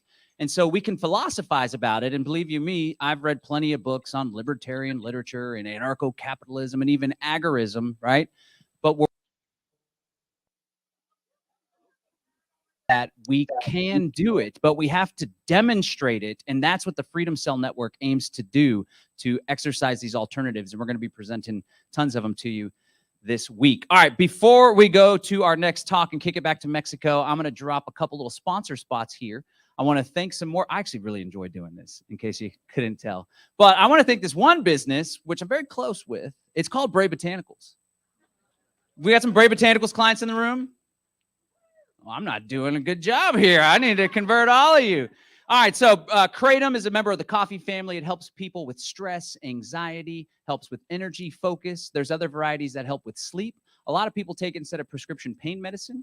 A lot of people take this plant. It's just the powderized leaves of the Kratom evergreen tree, which we import from Indonesia. They take it instead of prescription pharmaceuticals. And as I'll tell you on Friday when I talk about how to opt out of the CBDC control grid, the government doesn't like that. They don't let me take credit card. They put pressure on the banks and the credit card companies. But I can take cryptocurrency. And I could do e-check too. But anyway, the FDA doesn't like it. There's all sorts of propaganda. And a lot of people that are in our community, when they say, well, the FDA doesn't like it, there must be something to it. There is something to it. A lot of people are like, how do you accomplish so much, John? Kratom has a little something to do with it. So I want you guys to check it out. If you'd like to try an ounce for free, you can go to freeounceofkratom.com, freeounceofkratom.com. You just pay $5 shipping and handling, and we'll send you a free ounce of green Mangda. Or if you want to boost up your stash, you can buy a half kilo. We also sell cannabis as well, legal cannabis because of a loophole. So you can check that out, freed8gummies.com if you want some free Delta 8 THC gummies. Come see me if you want to learn more about it. So that's my company, My Brave Botanicals. You can get an ounce for free at freeounceofkratom.com, and you can get some free gummies at freed8gummies.com. There's another company that sponsored us in a major way. They're called ECI Development. Right? So many of you are building wealth. Many of you may already be wealthy. Many of you are struggling on the come up. So for those of you that are looking for a place to park your money that will grow in value, that isn't subjected to the whims of the Wall Street bankers and those crooks in the central bank just inflating the currency left and right. These guys at ECI Development have put together a firm, an investment opportunity where you can invest in South American and Central American properties, vacation homes, Airbnbs. They got a wonderful portfolio. They've sponsored us in a very generous way. So for those of you that are looking for a way to invest your money that isn't usually it's just like right? Now, of course, there's some risk involved, but relatively less risk in all this crazy Wall Street bogus stuff. So check them out at ecidevelopment.com, ecidevelopment.com. And before we go back to Mexico, let's go ahead and play that Presearch ad. They've sponsored us as well, so we're grateful for their support. Are you searching for the truth online? Do you want to avoid tracking and advertising by big tech search engines? Now you can search for truth with Presearch. Presearch is the world's first decentralized search engine. When you search with Presearch, your searches are anonymized and routed through a network of like-minded volunteers. You can search over 100 different sources of info without giving away your personal identity. You can even earn while you search. You'll receive pre-tokens for every search you make. Presearch is building a parallel economy with keyword staking. Stake pre-tokens on a specific keyword. Now your business will show up when people search for that keyword. Search and sign up now at Presearch.com. It's free. Get more info and even run a node on the network at Presearch.io. All right, Presearch, check them out. No more Google, no DuckDuckGo, Presearch. And then finally, Autonomy, Joshua Hale, DJ Autonomous. He'll be performing Saturday night. He's part of this Autonomy crew. We're going to play a video to show you what they're all about. They also supported us, and we're extremely grateful. Are you tired of the rat race? Do you feel like you're stuck in a rut with no way out? Feel like the game is rigged? Let's break that paradigm. It's time to take control of your future and break out of the rut. With Autonomy online training course, you can overcome the scarcity mindset, unlock your true potential, build executive and entrepreneurial skills, and learn how to be your own boss, all while growing your personal network. Take the next step in fortifying your intellectual self-defense and break free from the limitations of your current circumstances. Autonomy online training course is the key to unlocking success and creating a better future for yourself. It's a rite of passage for the digital age that you've earned. To learn more and get started today, visit getautonomy.info. Take charge of your life and start your own business today. Again, visit getautonomy.info. Autonomy online training course, your key to success.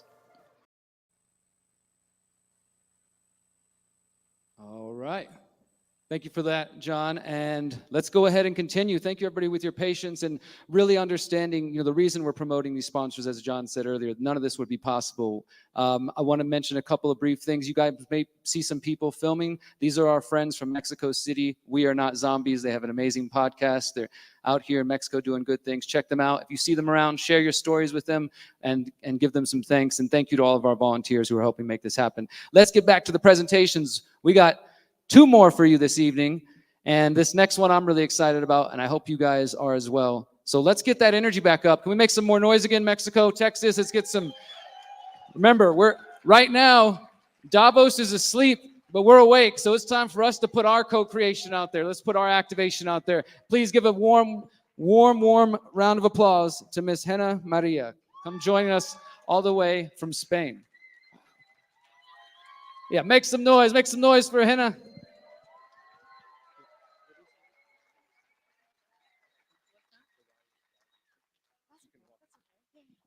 And look at these beautiful flowers. Thank you, Derek. Thanks for inviting me here. These flowers are an offering to all of you.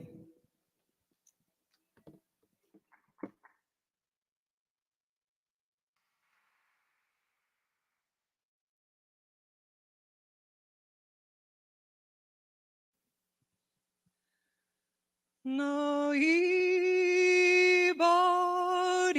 osan, no hointi me penki, non kaya me penki, bana bingi. Barari ben jonki, Oshe orizana, Wistin ori ben jon, Nai ori ben jon. Mai ori ben shanki, para ori sana, niue ori ben shan, ji ori ben shan. Irake. This is an ancient prayer song given to me by a Shipibo curandero. It's called a Warmi Ikaro. So thank you to the Greater Reset team, all of you here today, and everyone who's tuning in online as well. It really is a great honor to be here and share of the wisdom that has been bestowed on me through my apprenticeship with Indigenous elders in the sacred art of ceremonial healing and ayahuasca medicine. I want to also thank the guardian spirits of this land and the undying imprints of the great Mayas, Aztecs, and Toltecs.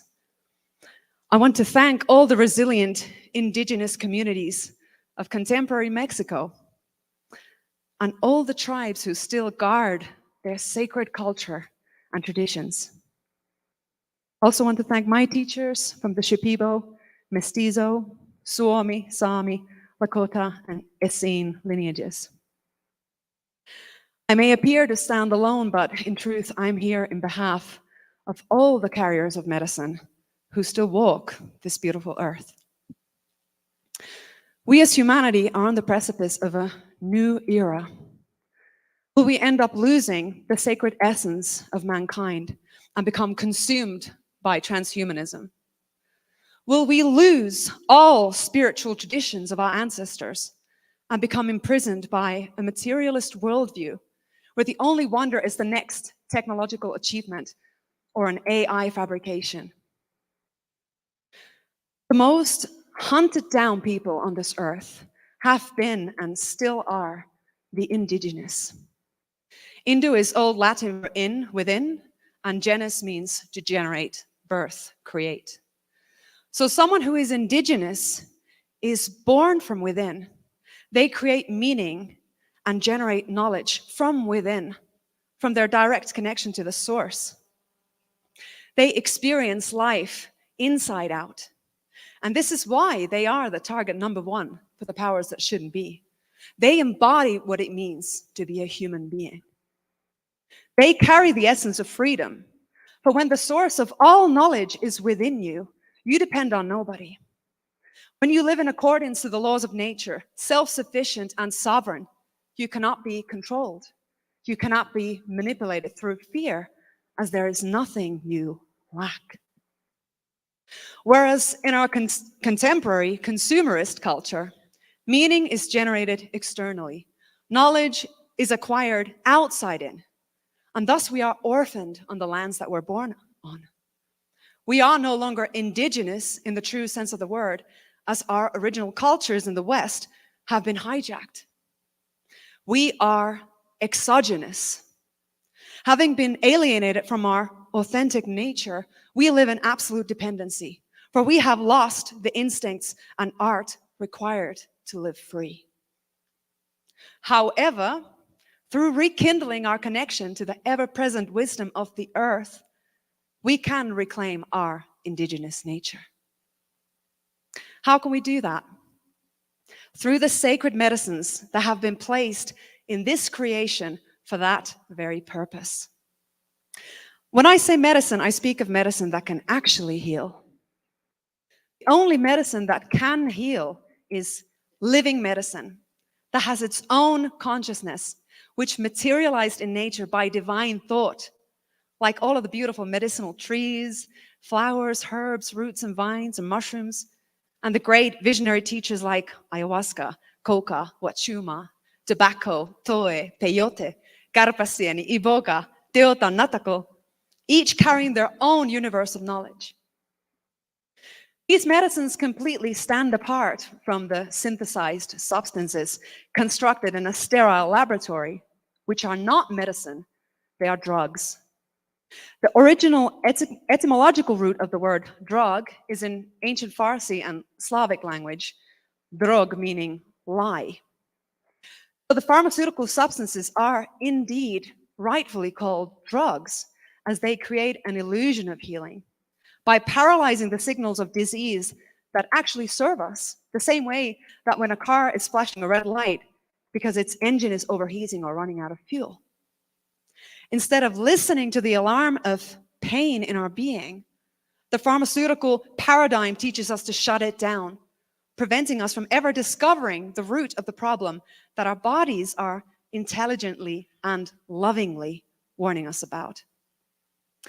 This is, of course, the perfect paradigm for an industry that is seeking lifelong customers. Imagine if people found out that there are medicines that can actually purify their blood, flush their organs, rewire their neural pathways, decalcify their brains, center their minds, open their hearts, and liberate their souls. Well, the good news is people are finding out, people like you. More and more people are beginning to realize that the allopathic model is not only flawed, but inherently anti-life, and are seeking another approach altogether. It's no longer a secret that death by modern medicine, iatrogenesis, is among the top 3 causes of death in America.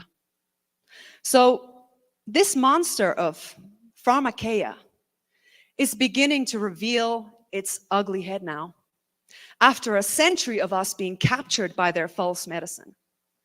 A proof of their powerful sorcery is how we have come to call natural medicine, the original medicine of this earth, alternative medicine. However, there is a gigantic wave of awareness sweeping the earth right now, accumulating ever more force and momentum as millions of people, maybe hundreds of millions of people, are waking up to the fraud of virology, big up for you, Alec, and vaccines. Yet we must never underestimate the cunning and evil and the brilliance of our enemy. This entity is a shapeshifter. And the newest head that is emerging of this beast is what I call the neo-pharma. It is concealed under the attractive woke face of psychedelic research and psychedelic assisted therapy. In other words, psychedelic psychiatry. The rise of the psychedelic neo-pharma is a continuum of the distorted and deeply dehumanizing values of psychiatry.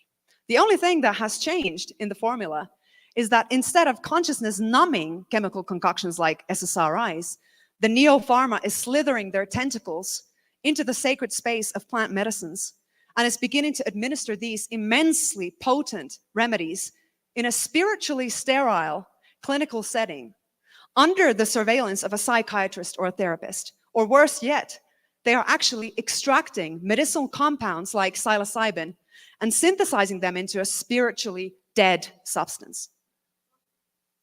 This is a serious infiltration of indigenous culture and an attempt to destroy an integral part of human heritage. And it's time to sound the alarm.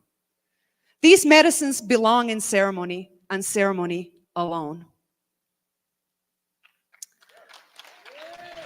Yes. So originally there were 5 primary purposes for communing with sacred visionary medicines or teacher plants. Firstly, they were taken for the purpose of counsel, to seek remedy and solution. These medicines, they open a dimension of reality that is otherwise hidden from us, what we generally call the spiritual realm. Here I need to add, though, that this realm is actually inseparable from normal reality, as reality is inherently spiritual. However, there are forces and beings at play which we have lost the ability to sense or see.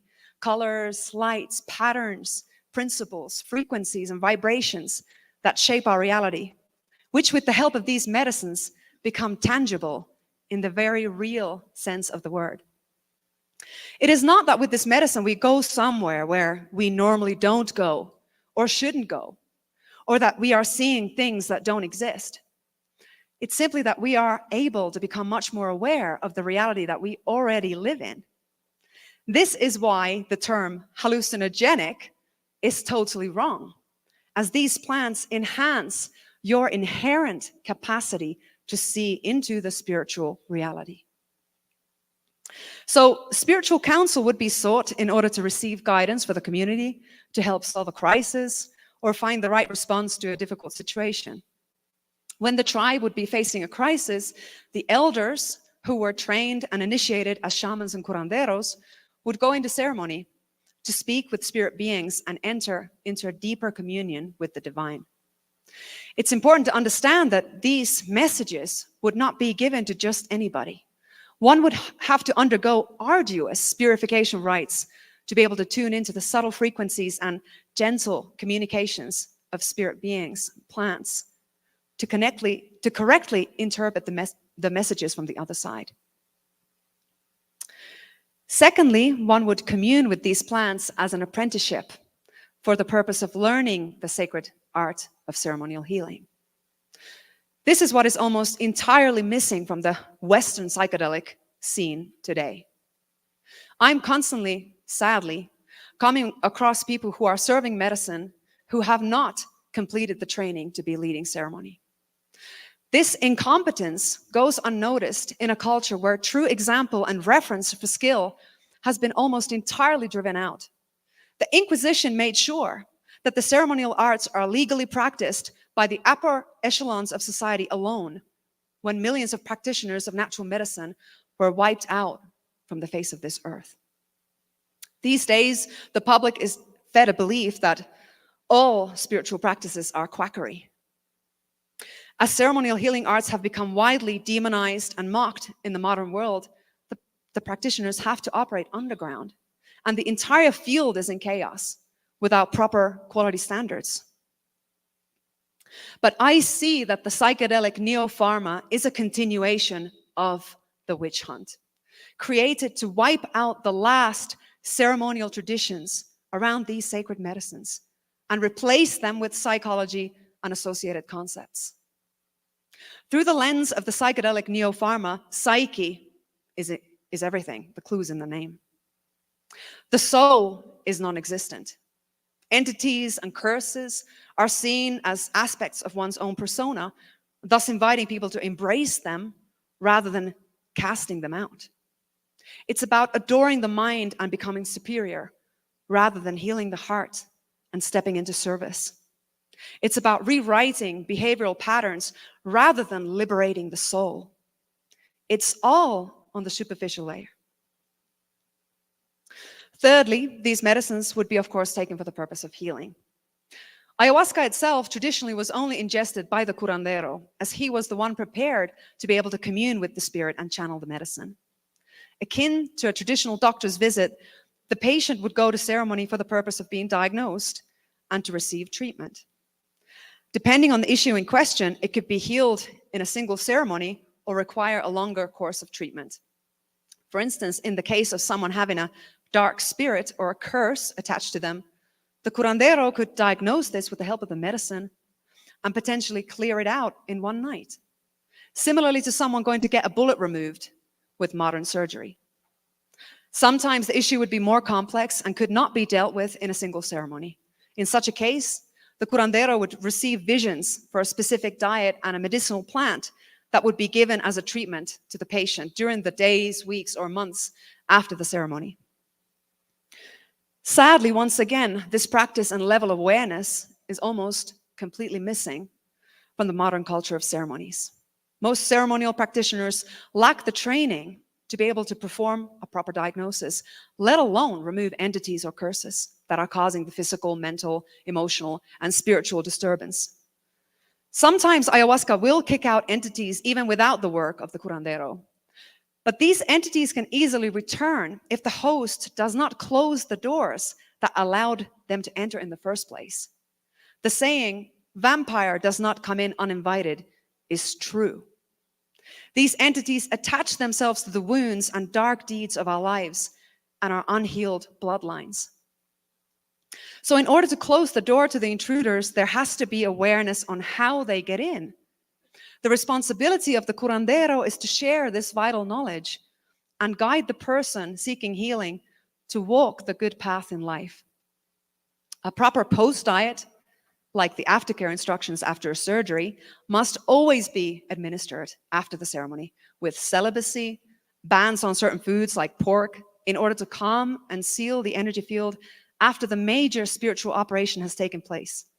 Self-destructive habits like unconscious and excessive sex, drinking, and drugs must be quit once and for all to purify and protect the being.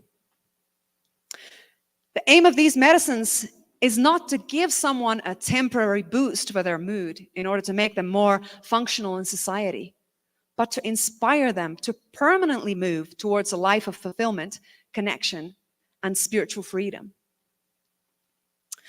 After the Westerners came to the jungle and heard about ayahuasca, they asked to be able to drink the brew and enter into the communion themselves. And this seems to have been divine providence, as it has actually proved to significantly enhance the work of the curandero in ceremony. The joint intention and effort of the patient, who is actually called passenger, pasajero, in the circles, and the curandero can make the ceremonial healing that much more profound and effective, as long as the pasajero is properly prepared to enter the spiritual realm and is supported and guided through the journey in a safe and professional manner. One can't simply dive into a consciousness expanding endeavor without proper preparation, just like the mountain climber needs their equipment, tools, maps, and guides in order to safely reach the summit. Fourth, sometimes the tribe would take the medicine together to collectively mark a significant event, to give thanks and celebrate, or to honor and mourn the life of a lost loved one. Lastly, the indigenous would commune with sacred medicines to prepare to die. In the ancient times, people would take very seriously their destination after moving from time to eternity. They would go into ceremony to purify and prepare themselves, to free themselves of fear, or commune with the divine in order to find solace. The name ayahuasca actually means the vine of the soul, or the vine of the death, as the journey with this medicine is akin to the spiritual experience of dying. The archetypal near-death experience is actually very similar to a ceremony. Beyond all else, ayahuasca is a moral medicine, an elixir of truth. Through the communion with this medicine, we are able to see the dimensions of our being that in the waking consciousness are covered by psychological defense mechanisms and destructive patterns. With the help of ayahuasca, we are able to access normally inaccessible memories and make profound realizations and connections. By communing with this medicine, the unconscious is being made conscious. Therein lives its medicine. And therefore, it is also extremely dangerous in the wrong hands. One has to prepare their psyche to face the reality of themselves and their lives, no matter how painful it could be. To digest and integrate the awareness received during ceremony, one must also be willing to make real-life changes. Therefore, one should not step into ceremony lightly, for it will show you who you are and who you are not. It will show you where your life is in alignment and where you are deceiving yourself. It will help you recognize patterns and even uncover repressed traumas or aspects of yourself that you are in denial about. So if you're not ready to make whatever changes necessary to heal yourself and your life, do not take these medicines. You first have to be willing to potentially give up your unhealthy relationship, your unfulfilling career, your false identities, and destructive patterns before these medicines can be of service to you.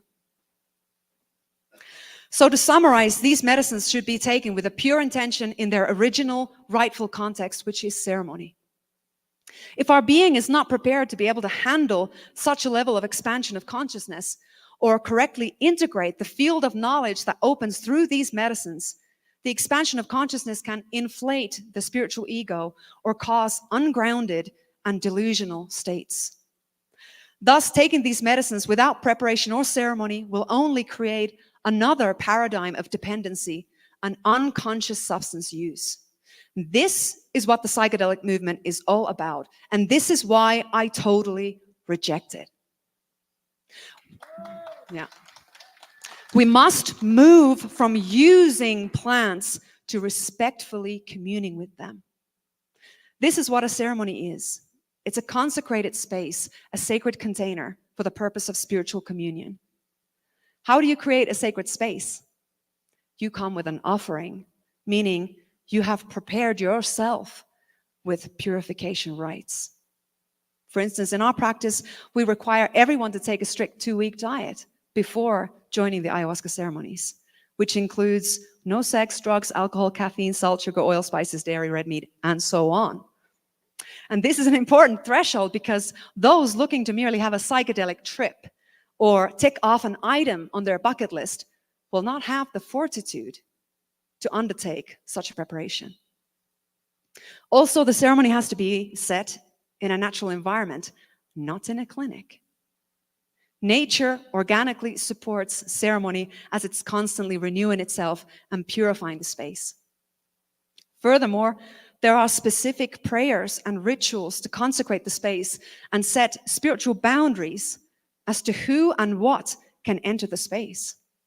This is the vitally important spiritual protection that is required whenever you take a consciousness expanding substance, be it ayahuasca, mushrooms, or cannabis. That's why people get paranoid, because they're taking cannabis out of ceremony. So it's crucial to understand that the curandero has to be initiated into the work through years of spiritual training. They have to be able to perform very demanding spiritual operations like exorcism, soul retrieval, and soul release. And these sacred practices are learned in the traditional apprenticeship, which includes celibacy, years of celibacy, may I add, hundreds of ceremonies, social isolation, purification rites, and an extremely strict diet. So we're talking about a very serious training here, one that the shamanic apprentice has to commit to 100%. So you have to ask yourself, why do the leading voices in the psychedelic scene totally disregard all of these spiritual elements? In doing that, they reveal their true doctrine. They are materialists, meaning godless.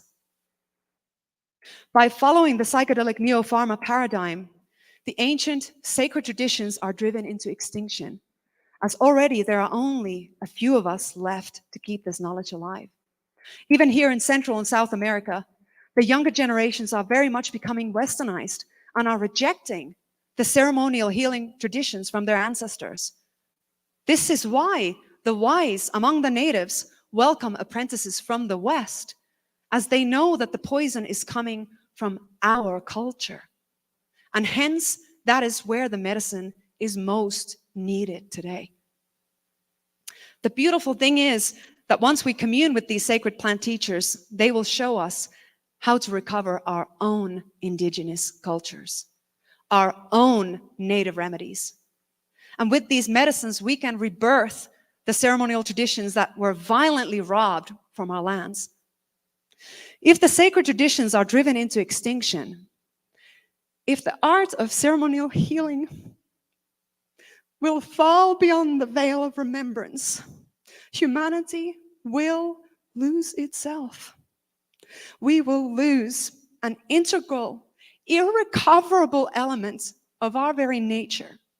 For we will no longer have any example to look up to, nobody to reflect to us the image of what an indigenous, true human being is like in his wholeness, with his soul and spirit intact.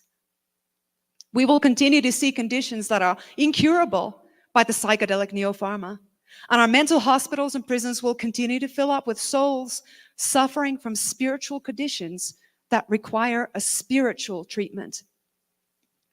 This is the reality for our sisters and brothers who have been labeled schizophrenic and told that there is an incurable chemical imbalance in the brain. I have personally treated these people, and they are not crazy. There are traumas so deep that they fracture the soul. So how do we help them? With ceremony. By calling the soul back home with prayer and ikaros, the sacred healing songs. The profound healing potential of medicines like ayahuasca for those suffering with debilitating spiritual conditions is being purposefully hidden. Assisted suicide is on the rise, as suicide pods providing chemically induced so-called blissful death are being manufactured in Switzerland, while Canada promotes MAID, medical assistance in death for people over 18, when quote-unquote medicines have not been able to make their mind feel better. I absolutely reject this paradigm. We need to resurrect the ceremonial traditions of our own cultures, and nobody will ever have to turn to suicide to ease their pain. The newest spiritual sickness of our time is artificial intellect-induced neurological conditions like ADHD and a new type of AI-induced psychosis. This kind of psychosis cannot be healed by a psychedelic facilitator with synthesized psychoactive compounds, for they too contain the very same artificial consciousness. It requires the living consciousness of nature, channeled in a precise manner, according to a spiritual science, in a protected ceremonial space, in order for the hostile programming to be removed and mental clarity to be restored. Do you see now how one of the most dangerous weapons of this great war against humanity is pharmakeia? The enemy is doing everything they can to damage our soul, whether it is through psychiatric drugs distorting our consciousness, vaccine sorcery implanting poison into our souls, or psychedelic psychiatry conceptualizing spirit and mystery out of our being. The psychedelic psychiatry is the imperialist wanting to conquer our inner landscapes and drive out whatever is foreign to its godless worldview. Ceremonial healing is about spiritual communion, where we humble ourselves in front of the great mystery. And through this sincere place of intentional surrender, we connect to the memory of thousands of years of man speaking to his maker. And through this bowing down of our souls, we remember, we heal, we return home. For there is only one source for true healing, Only one power capable of literally renewing our souls, and that is the one true Creator. So will we choose to lose the essence of humanity, or rise up and embody our true nature as children of the Most High? This is the last battle, the last frontier. There is nowhere else to infiltrate. All other boundaries have already been crossed. The only land left to defend is the Holy Land, the land of our souls. And that is where we must build an impenetrable wall, a fortress of protection of the highest order. How do we do that? With real medicine, with incorruptible values, with responsibility, with integrity, with absolute commitment to truth, love, and liberation. Last autumn, my husband and I were holding a retreat, and an eagle kept coming to visit us every single night. This had never happened to us before. We would hear him soaring right above the Maloka, our ceremonial space, calling into the night. Finally, on the last ceremony of the retreat, my husband, who is deeply connected to the eagles through the sacred tobacco, realized what was going on. And he said, "The eagle has delivered a message to us. He wants us to know, you are not alone. We see you. We see your efforts. All of creation stands with you." So I want to share this message with you today. Remember who you are. Remember your divine origin. Thank you.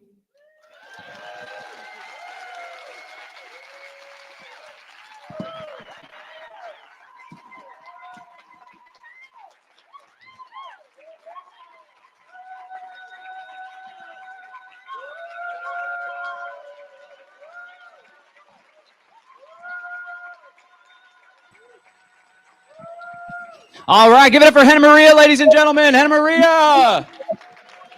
Yeah, y'all keep making noise for Hannah. Come Woo, on. woo, woo,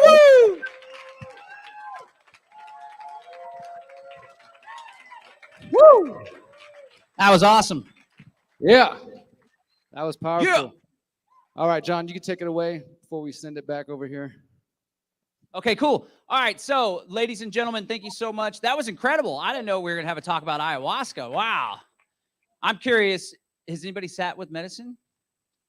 Okay, wow. No wonder this crowd's on that different wavelength. Good for you guys. All right, so I just wanted to say something about Texas Ready. Once again, texasready.net. They're a sponsor of our event, and they are graciously supporting us. You can check them out at texasready.net. They sell these seed kits. Has anybody got one of their seed banks? All right. Okay, that's great. So they come in like a ammo canister, and it's pretty cool. They store very well, and they could be saved for a long period of time. All non-GMO, all heirloom. Really grateful for what they're doing and for their financial support. So again, we're going to be plugging sponsors here and there. Without them, we wouldn't be able to do this event. Without you guys, we wouldn't be able to do this event. We're all in it for you guys and for the future generations. So thank you so much, everybody, for joining us. I'm going to remind you, stick around when we wrap up, because we're going to have Mickey Willis here in the house to do some sneak clips of Plandemic 3. And of course, they got some cool stuff going on in Mexico too. So take it away, Mexico. Thank you, brother. All right, everyone. It's been a beautiful day so far. You having fun? You having a good time? Are you learning? We hope you came here to learn and to incorporate these ideas. Last I counted, we have at least 10 different countries represented so far. And we're going to check later and see how many countries we have tuning in online. But this really is a worldwide movement. And before we get to our final speaker, which I know many of you are here to see him personally, I wanted to mention for a moment, anybody see Miriam's speech earlier? Miriam's talk, my partner, Miriam Gomez, did you hear her? She did a great job, I think. And she mentioned our project, which we've just now kind of officially unveiled to the world. She showed you guys that video, the Conscious Agora. If anybody is interested in learning more about that, please find me or Miriam. Also, you might have seen Jess and Ethan in the video. They're running around here as well. We have 7 different people in our community so far. As Miriam was explaining earlier, we've been working on this project for 2.5 years. And in that time, we've seen a lot of people move to Mexico and a lot of people make mistakes, rushing into things, buying land without knowing the people that well, and all kinds of fun things that later are difficult to untangle yourself from. So we've taken a slow and steady process, learning from elders and from teachers and permaculture teachers that I know. Miriam and I got permaculture certified in that time. Our whole crew of people, which ranges in the ages of late 50s to mid 20s, is full of solutionaries like myself, people who are trying to create a better world, who believe in individual liberty, that voluntarist philosophy I was telling you about earlier, and mindfulness. We want to keep growing as people. And the whole idea with this Conscious Agora, we're doing this. The land is about 2 hours outside of Morelia, outside of the city. And that was the land that was in the video. And our plan is to build a little village, some of our homes, and we probably will in the coming years add more people. But the main thing we're really focused on is building what we're calling the Holistic Education Center. And this is going to be a place where we teach other people how to do these ideas. I want to show people how to do everything I've been doing the last 13 years, from journalism, make documentaries, podcasts, permaculture, organizing freedom cells, organizing events. That's what we want it to be, all of our communities sharing those skills. And the ultimate goal is to create, I don't know, a video series or a free ebook or something, but essentially take everything that we've learned and the way we are creating this Conscious Agora and put it out for free for everybody out there, to create a network of free communities. Whether you live in the suburbs or the city or move to the countryside, I don't think the cities will be safe too long, united around principles. The idea is not necessarily that we all should move to Mexico because it's perfect here, or because this is not the place for everybody. But if everybody builds where they're from and in their communities or wherever you make home, then collectively we will build that better world for the coming generations. And the Conscious Agora is our effort to do that. So if you're interested in learning more, seeing that video again, or sharing it, I'll be talking more about it throughout the week. The website is fundrazer, fundraiser.com/conscious agora, fundraiser.com/conscious agora. And yeah, so thank you for letting me share more about that for a moment. I'll be talking more about that in my talk on Friday. So this next speaker has done a lot of good out there in the world. And when you do good out in the world and you rise to, I think, a certain level, you're going to always get people who love what you do and people who hate what you do. And sometimes you get the people who hate what you do within the US government. And then you get labeled the disinformation dozen. And then you get banned and censored, right? And these are real things. These are real threats on people's freedom and spreading knowledge. This man has done a lot for all of us, I would say. Whether you agree with Dell's opinions on this thing or that thing, him and his organization and the attorneys, the lawsuits they have filed have revealed some of the information. The articles that you've shared, the videos you've shared, the knowledge that's come from those reports is coming from the lawsuits that they're helping file, as well as other organizations. So whether you like this man, agree with his opinions or not, they are winning cases. They are getting information out that the CDC and other organizations want private. So for that alone, this man deserves your respect. So please give a big warm welcome to Del Bigtree, everybody.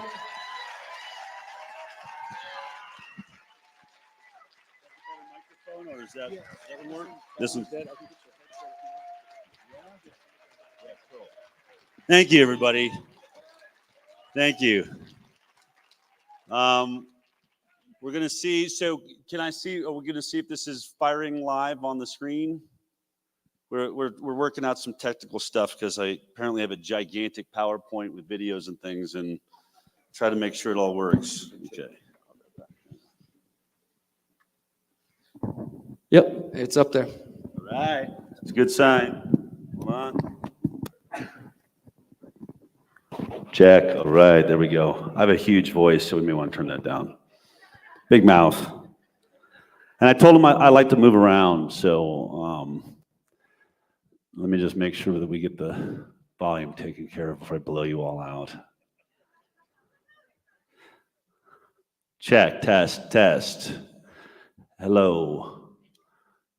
Who's in charge of, is it as loud as it sounds to me up here? Okay.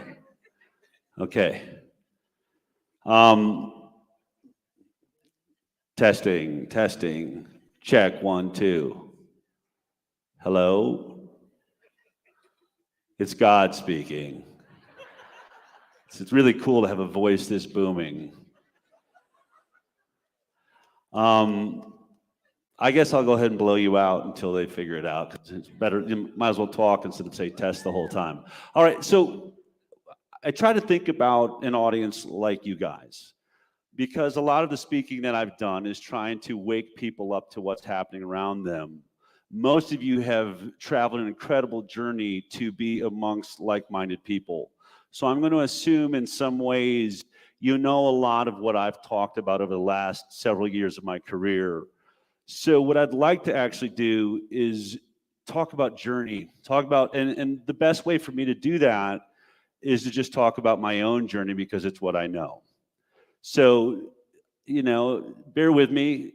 This isn't some ego ride. What it is I want to be as transparent as I can be about motivations and what's driving people to make a difference in this world. And there's a lot of us right now, and I want to focus on the positive. So to begin with, for those of you that don't know, I was a producer on this CBS talk show, The Doctors. And what's ironic about this is that I had never been vaccinated in my entire life. I'd actually never been to a doctor in my entire life. So let me first give a shout out when people are like, where does your story start? I always say it starts with conscious parenting. My parents were amazing. And I think it's really critical because as we think how we're moving forward, we got to think about how we're raising our children to be in this world. So what I'll say is this: I win no pity parties with any of my friends when they're talking about all that was wrong and all the damage done by their parents. My parents were teaching me to meditate at the age of 3 years old. They were teaching me that I had the ability to make the world a better place, that I was empowered, that I was here for a reason. And I'll be honest with you, I don't know if the position I found myself in now is socialized or if it was really necessarily my journey. There's a lot that makes me believe that I selected this life. I selected to be here, and I selected my parents. But all that being said, I'm working on this medical talk show, The Doctors, and my mom would call me and say, what the hell are you doing working on a medical talk show? You've never been to a doctor in your life. I said, you know, Mom, it's really been weird. I came to Hollywood. I wanted to be making films, but I kind of backed my way into daytime talk because it was a job and I was tired of waiting tables. And I actually loved this job. I said, Mom, you don't understand. I'm kind of like a Trojan horse in here. They don't know that I've never been to a doctor. And all the stories that I'm producing for this show are really revealing what's wrong in the medical system. And I'm pointing out advances in medicine that are coming from things like acupuncture instead of anesthesia for surgeries, or less invasive techniques. And all of the things were actually challenging the establishment. This was an establishment show, but what was amazing, there were 7 producers on the show. I was one of them. I was responsible for one whole episode every single week. And I was arguably, if not the, but one of the highest rated producers on the show. So all the stories I was bringing in, my executive producer was like, Del, this doesn't make any sense. Because it just wasn't coming from their world, right? They didn't understand it. And they would always ask the same question, is it going to rate? Because it's all about ratings. And I said, doesn't all my other stuff rate? They're like, yeah, it does. I was like, then why don't you let me do it? And that was how my experience ran. Meanwhile, other producers are getting yelled at all the time for not bringing in good content and not getting the ratings. And it led to, just to prove my point, how easy my job was.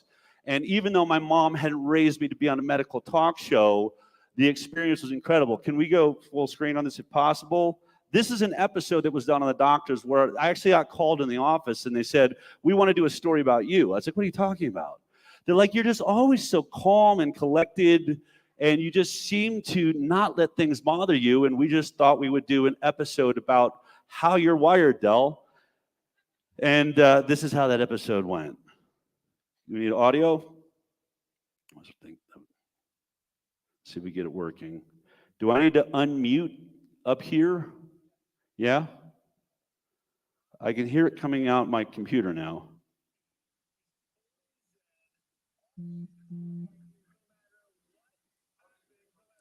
You don't think we're going to get audio? All right, hold on. Hold on, let's get this mic moving. All right, let's try. Oh, whoa.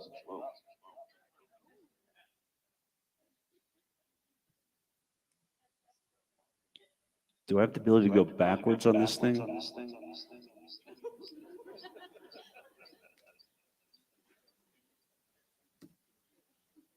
It just totally froze up.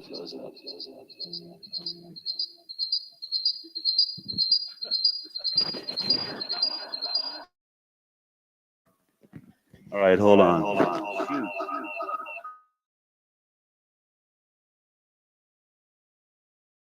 Backwards on this slide because it's not actually moving at all. It's not. It won't even go forward at the moment. Hold on, everybody. Sorry about this.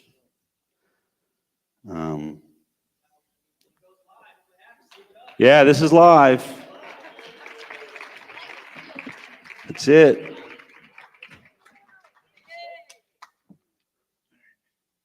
Oh, you got it. Oh, so it's here. Hold on. He told me, okay, what do you got? I think he means okay.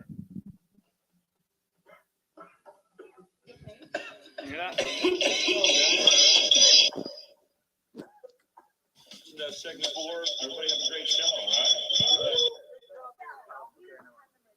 Hold on.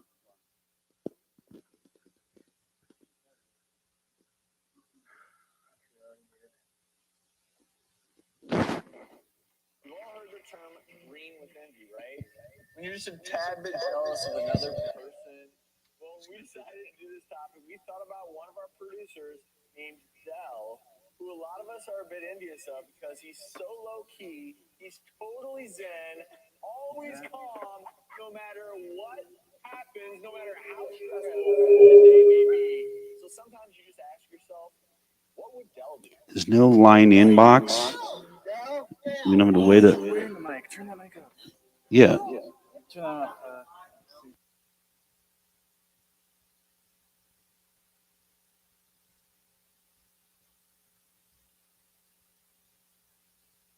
Okay. I'd let it go because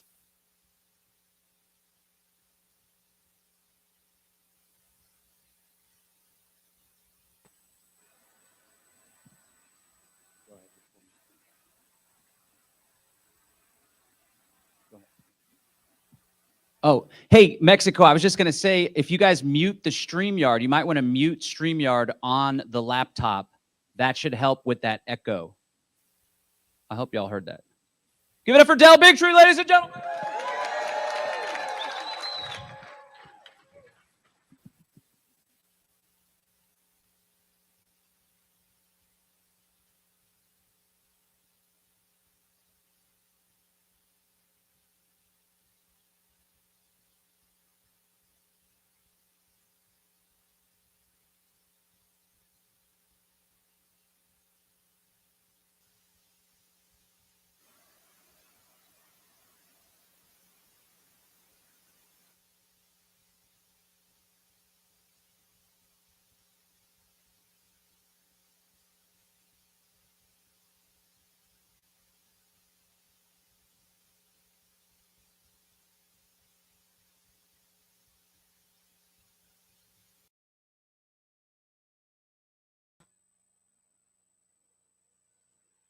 All right. Okay, they're having some technical difficulties down there. We're doing it live, right? You guys know Bill O'Reilly? Screw it, we'll do it live. So I've done a lot of events. I've done a lot of online events, easy peasy. I've done a lot of in-person events, a little bit more challenging, but still easy peasy. let me tell Actually, you online how harder. conscious parenting, I think, works. And sort of a pivotal moment. We were going to school. I was in Boulder, Colorado, and we would walk to school. I was in 4th grade. And so I would walk to school every day with my little sister who was in 1st grade. And every time it was about 5 blocks or 6 blocks to school. And then we'd walk home for lunch and then walk back for the rest of school. One day, I went to school and came back for lunch. And my mom said, "What happened to that shirt you were wearing?" I had the day before been in art class and we used batik dyes to try and, make shapes and things on t-shirts. And I managed to spell the name of my gymnastics team, Flyers, on the shirt. And so I wore it to school. But when I came home, I wasn't wearing the shirt. And my mom said to me, "So Del, what happened to the shirt you were wearing?" I said, I got to school, and Craig, my best friend, said it looked stupid, and so he lived right next door to the school. I just went to his house and borrowed one of his t-shirts. And my mother pulled me and my sister out of school that day. I didn't see a school again until I got to high school. I was homeschooled all the way up until 10th grade. And my mom said to me, Del, I am never going to raise kids that care what other people think. That is not what you are here for. I want you to understand that it is your intuition, your connection to God, and no one between that is going to drive every decision that you make. You're going to stand in your own truth. You're going to always question authority and ask those questions without being afraid of it. Now, I got to be really honest. When you raise kids that way, right, question authority, I would say, was the number one idea that came from my parents. My parents had marched in the 60s. They were big hippies, macrobiotics when I grew up, and all sorts of wild and crazy diets. But the one thing that was important to them was that we had the freedom to be whoever we wanted to be and to believe in that. And all the way down to the concept of religion. My dad was a minister, but more of a metaphysical, meditation teaching minister that used Christianity, but also Buddhism, and sort of got this sort of worldview on religion as I was growing up. So through all of that, what I want to make is when you raise your kids to question authority, which I'm attempting to do right now, it's really hard because in your house, you are the authority. And I've said this, there's a big part of the work that I do that is getting a very conservative following. Even though I grew up, as I said, son of hippies, progressive liberals was how we referred to ourselves a lot of time. In fact, I'm dumping the progressive. I think I was a liberal and now think I'm more libertarian and leading towards those. But this isn't about being political. But through all of those experiences, what I've said to people is like, how could our government try to control us the way they are? You get this from the conservative people, right? But I see how a lot of them are raising their kids, and I'm nothing against churches and stuff, but I see them, really hard on their children, making them do what they say, this idea of seen but not heard. And I said, you do realize that if you are raising your kids as seen but not heard, that's exactly what your government wants from you. This thing that you are complaining about, that you're being controlled and having an authoritarian government over you, is actually how you are trying to run your family. And it makes running your family a lot easier. There's no doubt. It is so much easier to raise your kids to just because I said so, and we're moving on. In my house, because I have become ultimately incredibly litigious, bringing lots of lawsuits against the government. The legal world is really important to me. And so one of the things that's important is, and I said to my kids, is you are always allowed to make the best argument you can if you think I'm wrong about something I'm asking you to do. And my sister was visiting recently and came over, and my son, who's 14 now, was really standing his ground and kept coming with different points. And my sister jumps in and she's like, will you just do what your father's telling you to do? And I was like, whoa. Well, first of all, this is our family. I'm glad you're here. I'm glad you're trying to protect me. But let me make it clear. I want my son to make every argument he can. He's making a very bad one right now. I'm about to point that out. But he's allowed to make it. And I'll be the first one to say, that's a great argument. You win. Now imagine if your authority allows your children to win. That sometimes you can be wrong. That's how I was raised. So when you're asking me or you're watching, all the things, which is kind of what I wanted to get into, is what is it that's driving me? Total curiosity. The belief that I'm allowed to ask any question that exists. In fact, it's a founding principle of our Constitution of the United States of America. Media, or the newspaper, is considered the fourth branch of government. And it was stated by our founding fathers in the United States of America that this is as important as any branch of government. It's the fourth estate. If you lose freedom of the press, if you lose human beings, that are able to ask any question of your government, of your industry, of anything going on, you will lose this dream that we try to create here. And that is what is going on. And it's really horrifying to me that the party I grew up with is Democrats, had my parents marching for freedom and the right to decide whether you're going to go to a war or not. Your own body autonomy is now the party that is absolutely standing by censorship. And not just journalists, scientists, and doctors. It's really quite disturbing. So am I going to get videos playing? Where are we at? Can't get it to work. So all right, well, I'll keep going. But can I get, well, I still have slides? Oh, can you log it in? And I'll keep talking. And maybe this, and I always say, I mean, we're all here, right? Oh, my password. Let me just tell the world. Let me just hack into his computer. Because I'm sure nobody's watching what I'm doing out there. All right, there it is. And this is divine too, right? I mean, I spent all day. I've changed this PowerPoint 5 times. Clearly, it's not the right PowerPoint. We're being cosmically guided, which is what I want to talk about.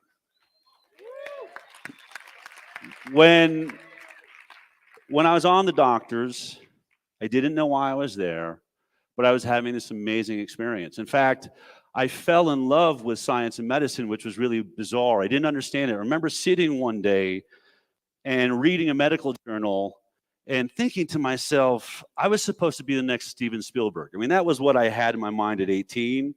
I ended up waiting tables for about 20 years trying to make something happen. You know, shooting music videos and short videos and films and getting screenplays that were optioned, but never quite getting there. And now I'm sitting reading a medical journal, a very important story that I thought could really be transformative for children that were being injured and parents' lives that were being torn apart. And I remember thinking, man, I wish I could go back to my 18-year-old self and say, believe it or not, you're going to be reading medical journals in your future. I never would have believed it, and loving it and having the information stick in my mind. You know, I was sort of one of those ADD kids, I think, in school. When I finally did go back into school, I kept questioning authority. It didn't work very well in high school, for sure. But I remember interviewing Zach Bush. How many people know who Zach Bush is?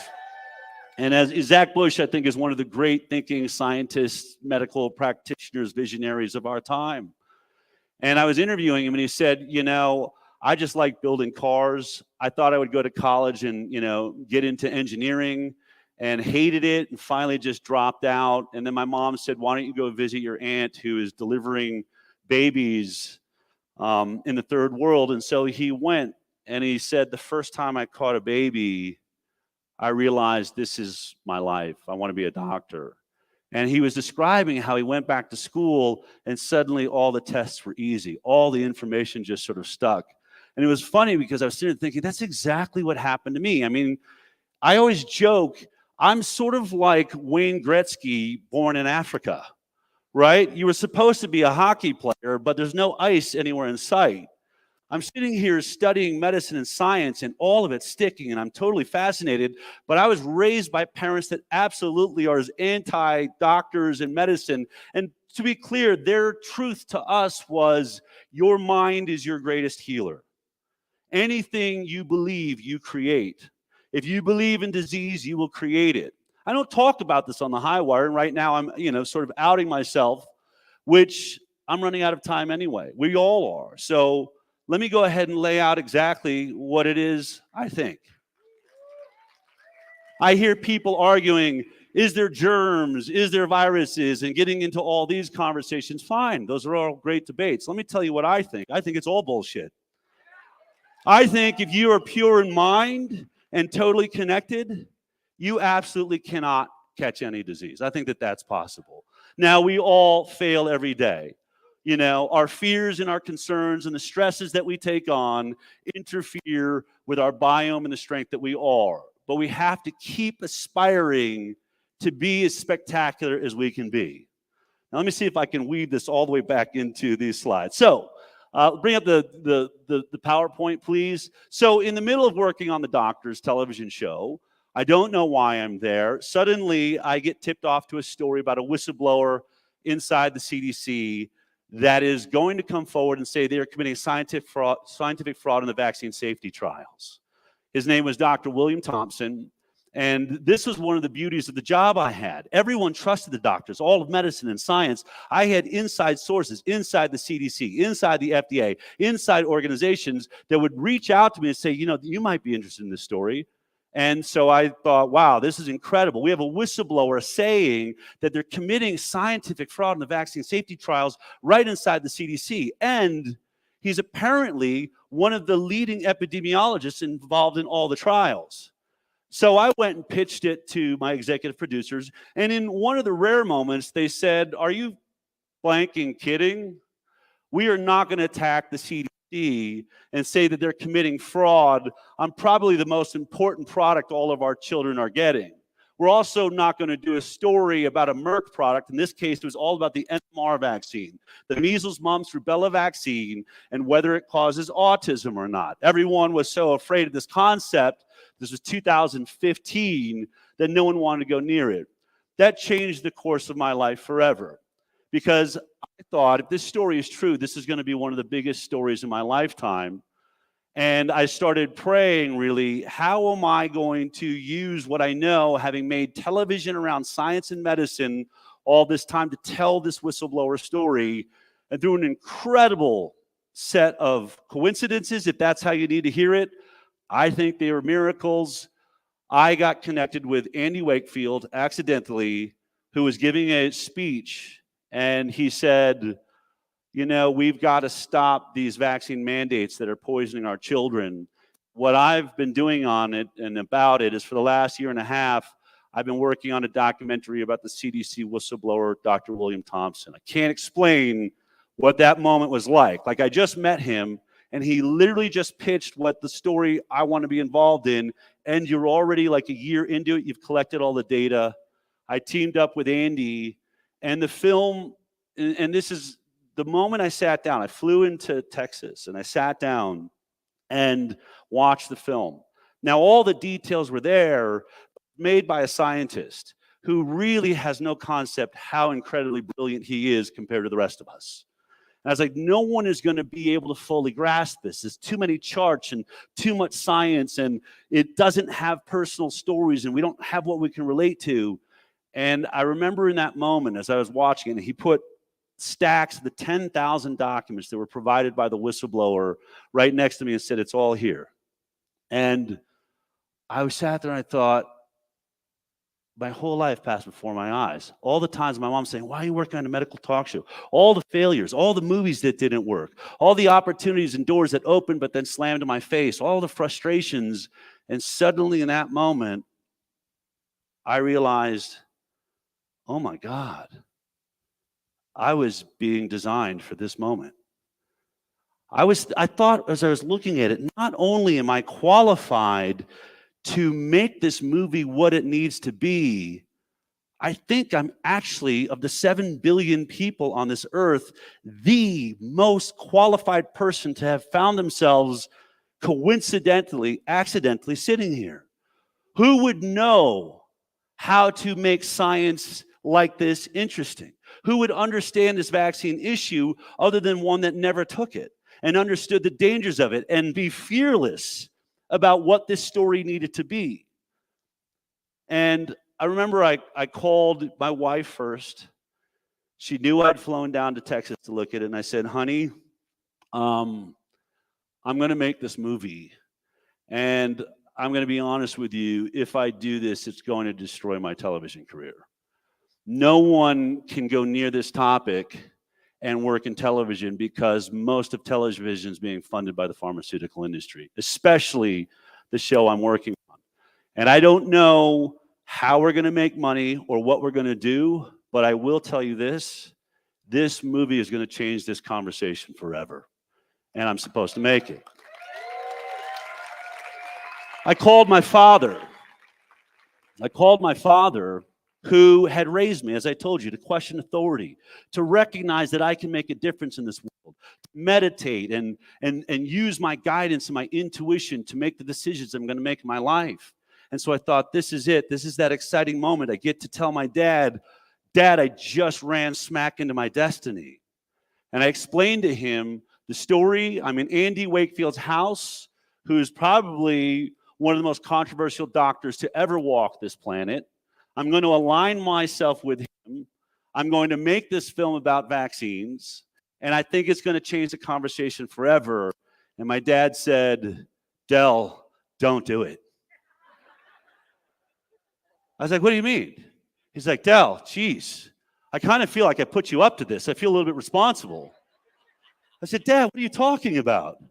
He said, look, I know I told you that you could change the world and, filled you with all these ideas that you could make a difference. And if you're going to go to Hollywood, make sure you always tell the truth. But I think I remember also telling you there are times in life where you should not be the target. Just lay low, let it pass by. This is going to destroy everything you've worked on. And frankly, Del, it took you a long time. I mean, your life was a disaster for like 20 years. You finally got it rolling, and now you want to fuck that all up?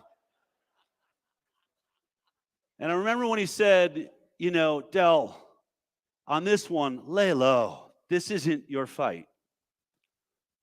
And I was on the phone, and I remember when he said lay low, I actually just time stopped, and I imagined myself kneeling down in tall grass. And I had this sense that I could see Nazi tanks and soldiers, going by on a dirt road. I could hear the wheels rolling. And then, just as I expected, I would hear them drift off into the distance.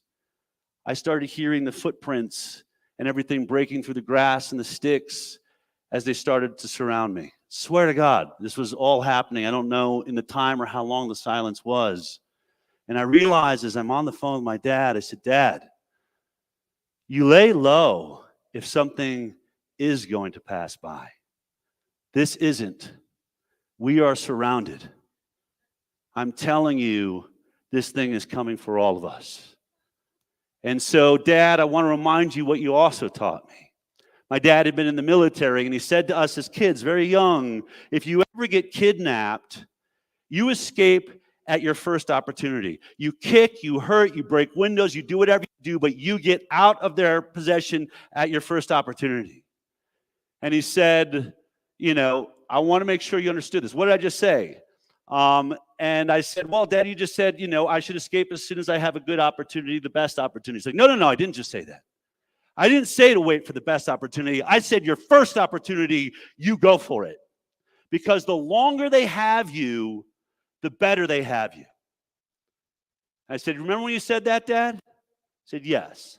I said, so here's how I got it figured. We are surrounded, and they are moving in from every direction. The longer I sit here hiding, the closer more of them have their hands on me. So here's what I think. The moment you realize you're surrounded, you don't hide. You stand up out of that grass and you charge the weakest part of that line you can find and you fight like hell. That's what I think.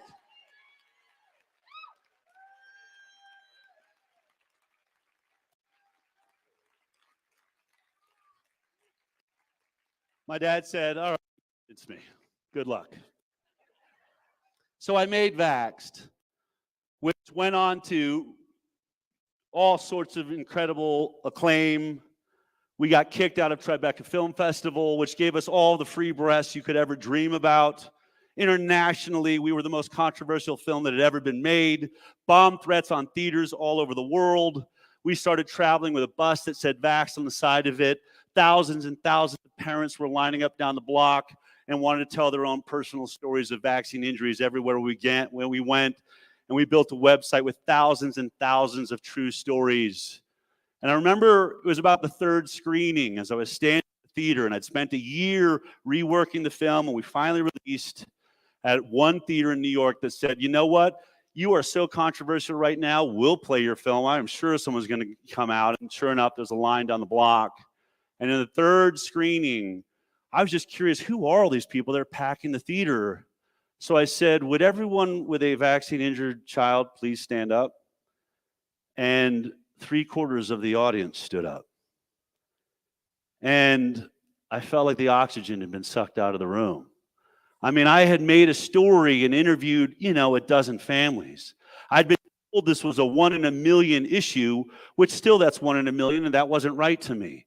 But I had no idea there was an ocean of injury out there, and we've been being told this whole thing is a hoax and a lie. Every night, every screening, 3 screenings a night for almost an entire year, 3/4 of the audience stood up everywhere I went.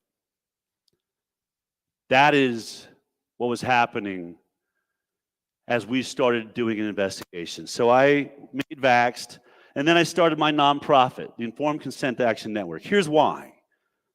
People kept coming in up after seeing the movie and saying, Del, is it just the MMR vaccine, the measles, mumps, rubella vaccine, and autism? Because, man, your film got me convinced I don't want to go near that. But what about all the other 16 vaccines we're giving our children? And I said, I would always have to say, look, I'm a journalist. I haven't done the investigation on that. All my investigation is on MMR. But I will say this, there isn't a single vaccine that I haven't heard a story like the flu shot killed my 4-year-old. My daughter's been paralyzed ever since she got the Gardasil HPV vaccine. Or the biggest one I would hear is, our child never got to the MMR vaccine. Our child regressed into autism after the DTaP vaccine.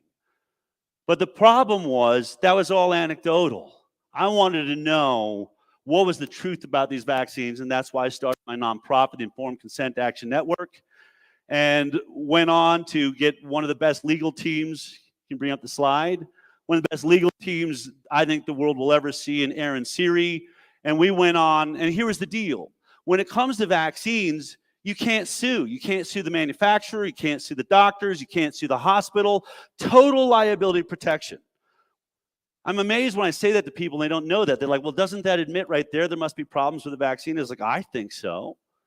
But every lawyer I was going to said, we can't sue, Del. There's nothing I can do for you, until I met Aaron Siri. And he said in 1986, they passed the 1986 Vaccine Injury Compensation Program, taking all liability away. Ronald Reagan thought he was being blackmailed by the pharmaceutical industry that said, we are going to stop making all vaccines in this country unless you protect us from liability. Why?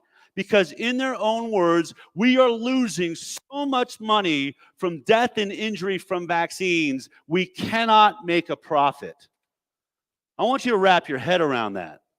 Not only, I mean, this is the pharmaceutical industry. They kill people all the time and have no issues. This is a product that is so bad they cannot make a profit.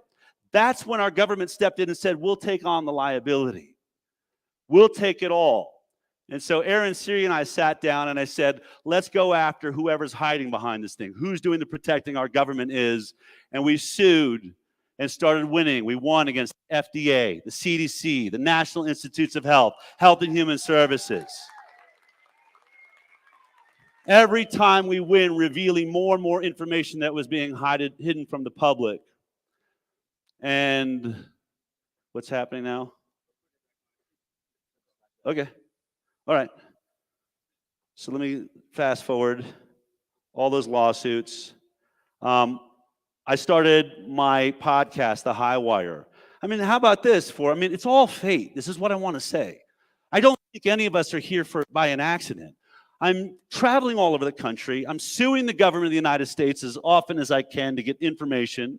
I'm talking to state legislatures and senators, telling them what I'm learning and what they need to know and why they have got to stop mandating these deadly products on children. And I go to do a podcast. I'm being interviewed on a podcast in this little podcasting studio in Hollywood. And I am sitting there, I'm being interviewed, and I get done, and the guy that owns the studio says, you should have your own show. I was like, oh, yeah, that's something I've thought about. Cool, man. Like, I'm leaving. He's like, no, hold on a second. I don't want you to leave. I'm serious. I'm going to basically make it free for you. I want you to pick the time slot. We're kind of like a television network here, and you pick your slot, and I want to see you do this yourself. And I was like, all right, I guess Thursday, 11 a.m. Pacific time looks good. And the next week, I did the first episode of The High Wire for a few hundred people. And the moment I did it, I realized, oh my God, I should have done this a long time ago. We started with hundreds, then thousands, then tens of thousands of viewers, and then hundreds of thousands of viewers. I don't need to play that video. What? You guys are probably all like, forget it. All right. So let's bring up the slides. I want to just run through some of the basic points. As we were suing and as we were finding out the information, the truth was it was already in our headlines. Here were the headlines, if we can pull it up here, that I started celebrating. This is the truth. I didn't make this up. This is CBS News. U.S. has the highest first-day infant mortality out of the industrialized world, a group report says. In fact, in this article, we have more babies die on the first day of life than every other industrialized nation combined. Combined. And I would ask myself, why in America, with the greatest doctors, we're anti-socialized medicine, why with the greatest hospital systems the world has ever seen, can we not keep a baby alive? And then you recognize, well, we're one of the few countries delivering a hepatitis B vaccine on the first day of life. A vaccine, by the way, that entire safety trial, you know, you've all watched what happened with COVID, and I might get to that point or I might not. But let me tell you, COVID was tested for a few months right before our eyes and then bailed out of its trials. Some will say 9 months. If you put all those trials together, it's certainly not long enough. Had a placebo group because we sued and made them have a placebo group. But obviously not enough time to determine all the dangers that that vaccine was going to have. Hepatitis B vaccine that you give your first-day-old baby didn't have 9 months, didn't have 9 weeks. It didn't even have a 9-day safety trial. The hepatitis B vaccine trial lasted 5 days, given to about 137 kids with no placebo group, and they decided it's perfectly safe now to inject into every baby with an aluminum load that is about 20 times what has ever been considered safe scientifically, injected right into your day-one-old baby. So those were the points that I was making. Also, was this headline: America's babies are less likely to survive their first year than babies in other rich countries. That ended up being true. American kids are 70% more likely to die before adulthood than kids in other rich countries. So here's the point. Dell, why are you getting into this? I wouldn't be here. I wouldn't be having this conversation if, as we've been told, vaccines are the greatest invention of the 20th century. If we have the healthiest children in the entire world, then what argument is there to make? Or if we have the healthiest generation of children this country has ever seen, none of that is true. This is what's true. Please bring up that slide again for me. In 1986, prior to taking away liability, we were getting 11 vaccines by the age of 18. And at that same time, we had a chronic illness rate of about 12.8%. Chronic illness in two groups, really, being neurological disorders and autoimmune disease that you will have the rest of your life. 12.8% of our children in America were suffering from permanent chronic illness. Then we took away liability protection. Suddenly our children are getting 54 shots by the time they're 18. And remember, some of those shots have 3 and 4 components. So it's about 72 total vaccines by the time you're 18. And what happens? Coterminously, every time they add a vaccine, it gets worse and worse and worse until now. And by the way, this is 2011. They won't even show us the data. CDC won't even put out the data of chronic illness now. The last data point we saw, 54% of America's children have a chronic illness, either a neurological disorder or an autoimmune disease. Folks, that is the greatest decline in human health ever recorded. Now, people will say to me, Dal, how are you so sure that it's not the fluoride in our water? Or maybe it's the steroids and things in our beef, or the chemtrails, or the things they're spraying in the air. And I say, well, my nonprofit also spends a lot of money investigating all those other things. But let me say this. If our issue is chronic autoimmune disease, which is the crisis of our lifetime, and we want to figure out what's causing it, sure, I suppose it could be toxic water. It might be the beef. It could be the pesticides and herbicides sprayed all over our vegetables. They're probably contributing. But let's talk about vaccines for 1 second. Let's take this out of the science world that we're not supposed to be talking about and ask this question. What does a vaccine do? If you grab someone on the street, most people, lay people say, well, it sort of is, you give a tiny little bit of the virus, or if they're really smart, a deadened virus, or in this case, the new one, an RNA technology that goes to the cells and starts reproducing the virus or a component of the virus. So your immune system kicks in. It thinks it's had the disease, but it doesn't. It tricks the immune system into thinking it's had the disease and therefore creates immunity. We're tricking the immune system. Remember, autoimmune disease is your immune system suddenly confused and starting to attack your own body as the enemy. And we have decided that we're not going to trick your immune system 1 time or 10 times, 11 times. 54 times we're going to do it. With 72 different viruses and bacteria, we're going to take your children 24 times by the time they're 6 months. We keep injecting them with viruses and bacteria and making their body fight it. And we're shocked. We're shocked that in that process, somehow in tricking the immune system, it's suddenly gotten confused and is now attacking its own body. Remember, it already fought measles and measles is back. It already fought diphtheria and diphtheria is back 2, 3 times. The body's going, what is going on here? That's why I'm in this. It makes no sense whatsoever. We were making all of these points and we ended up proving, as we studied it, that not a single childhood vaccine, here's the list of all of them, not one of them ever went through a randomized control trial using a placebo, a saline placebo. Instead, they've been playing a shell game with all of us, comparing one vaccine to the other vaccine that never went through a safety trial, sometimes to another clinically tested one that's in its own trials, but never have they ever established safety with the gold standard, which is one group gets the vaccine and the other group gets a saline injection, and we follow them for the next several years of their lives and ask simple questions. Who gets more autism? Who gets more diabetes? Who gets more lupus? Who gets more ADD, ADHD? Who gets more autism? That study has never, ever been done of any of these vaccines. They've skipped the gold standard. And so I won't have videos to make this point. By the end of 2019, mid-2019, this was the headline. Now, we weren't the only ones talking about this stuff, but WHO says the anti-vaxxers are a global health threat. In fact, we made the top 10 greatest threats to the world there is. Exactly right. Really weird thing to be psyched about, but I was pumped when I saw this. This is winning. You're all a bunch of liars out there, and we are now starting to show the world that that is the case. And so, to make the timeline understandable, in 2019, in December, they had this forum put together by the WHO. They got everybody together to discuss how to stop. This was the entire mission. Scientists from around the world all gathered in Geneva, Switzerland to talk about one topic. How do we stop vaccine hesitancy?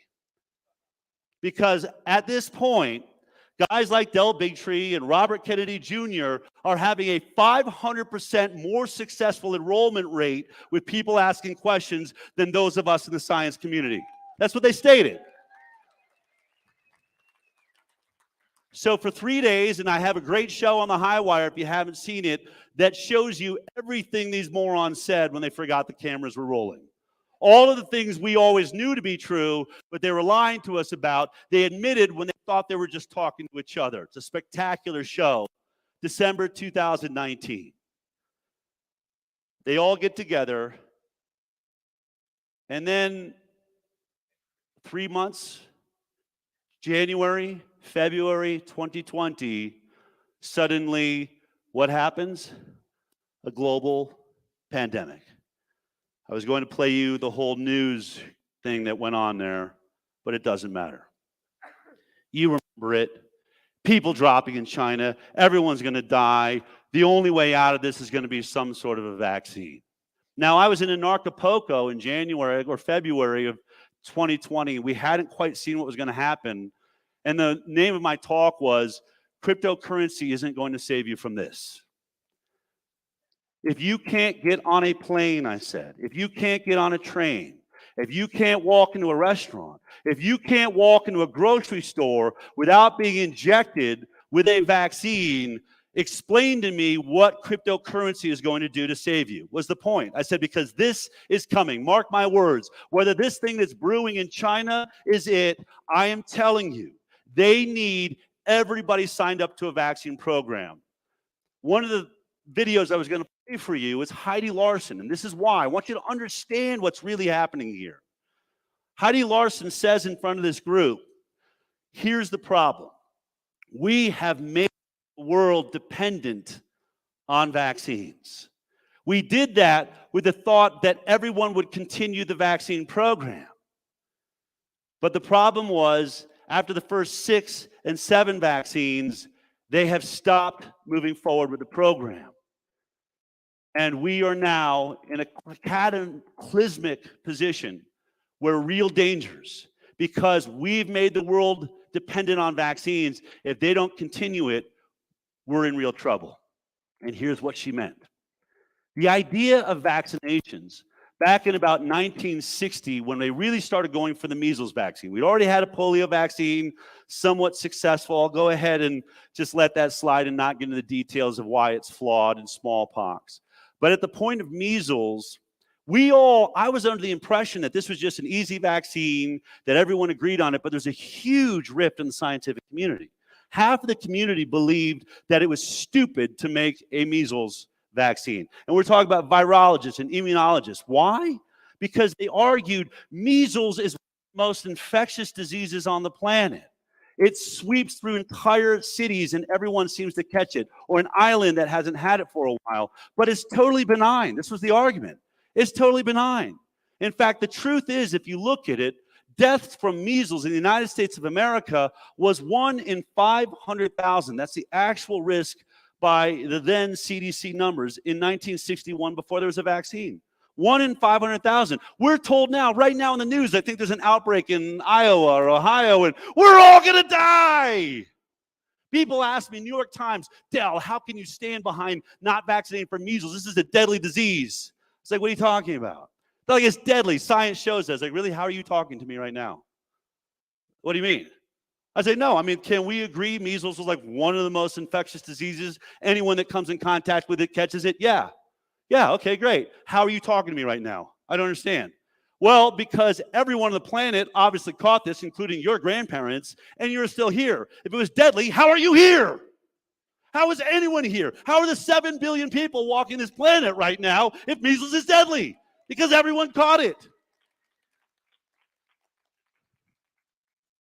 If, this was the argument, if we mess with a virus that is this infectious and pressure it with a vaccine, and we don't manage to eradicate it from the planet, we could put ourselves in serious jeopardy. We will eventually take a highly infectious disease and teach it to fight and get around the vaccine, and then one day, if it ever mutates and becomes deadly again, it was at one point, we're screwed. Well, prior to 2019, there was a huge death rate in Samoa. There was a vaccine-resistant strain that seemed to be coming out of the Ukraine, and their greatest fears were upon them. Also, polio is now returning. I don't know if you know that. Everyone will say, well, Del, how about polio? We eradicated polio. No, we didn't.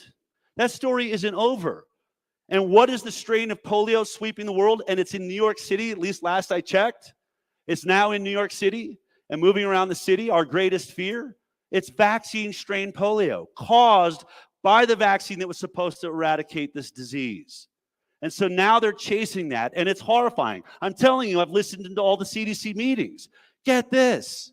A person that gets the vaccine can end up being an asymptomatic carrier, infecting people for an entire year before they become symptomatic, making it impossible to track patient zero. This is what Heidi Larson was saying.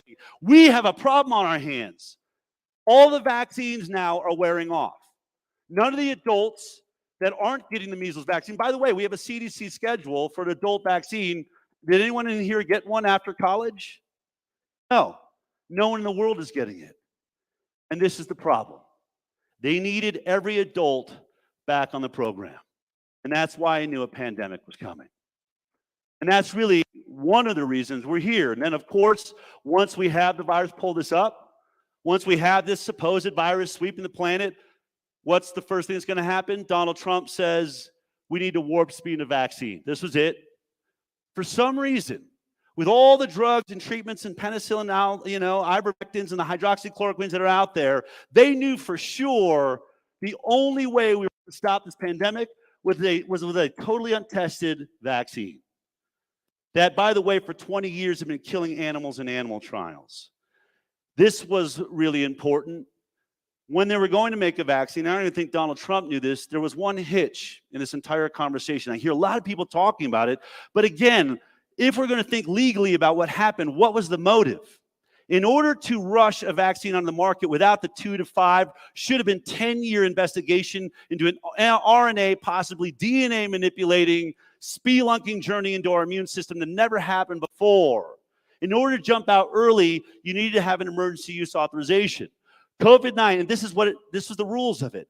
COVID-19 pandemic under an EUA, FDA may allow the use of an unapproved medical product or unapproved uses of approved medical products in an emergency to diagnose, treat, or prevent serious or life-threatening diseases or conditions when certain statutory criteria have been met, including that there are no adequate, approved, and available alternatives.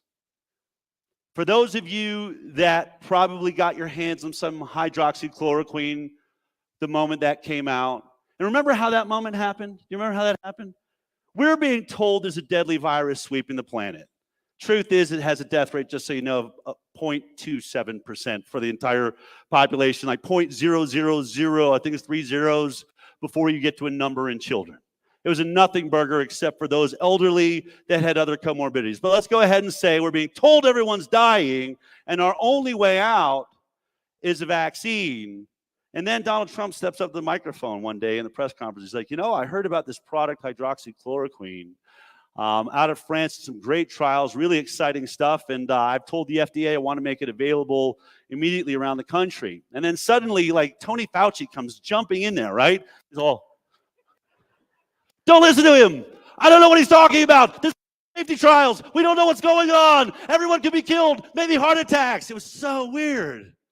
We're all watching the television going, what the hell is that about? It was about this. It was about the EUA. They were not going to get away with getting us to all sign up for a vaccine if any treatment could work. They had to kill hydroxychloroquine, and they did it through a bunch of studies, and it's a whole other PowerPoint. Just take my word for it if you don't understand that journey. And then came ivermectin, and they destroyed that too. Because if any of those products work, even to this day, you still realize we're still under an emergency. There's no emergency. We've even stopped wearing masks. It was all a joke.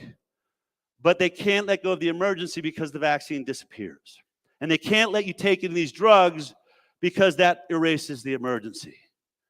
It was all set up, folks. All right. I wanted to play this video, but you get it. This is Klaus Schwab talking about the need for a great reset and how this entire thing was designed to move forward an agenda around the world. We all know this is happening. That's why we're here today.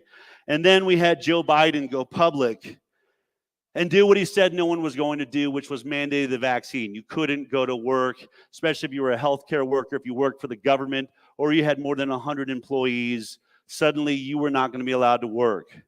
And they started talking about vaccine passports all around the world.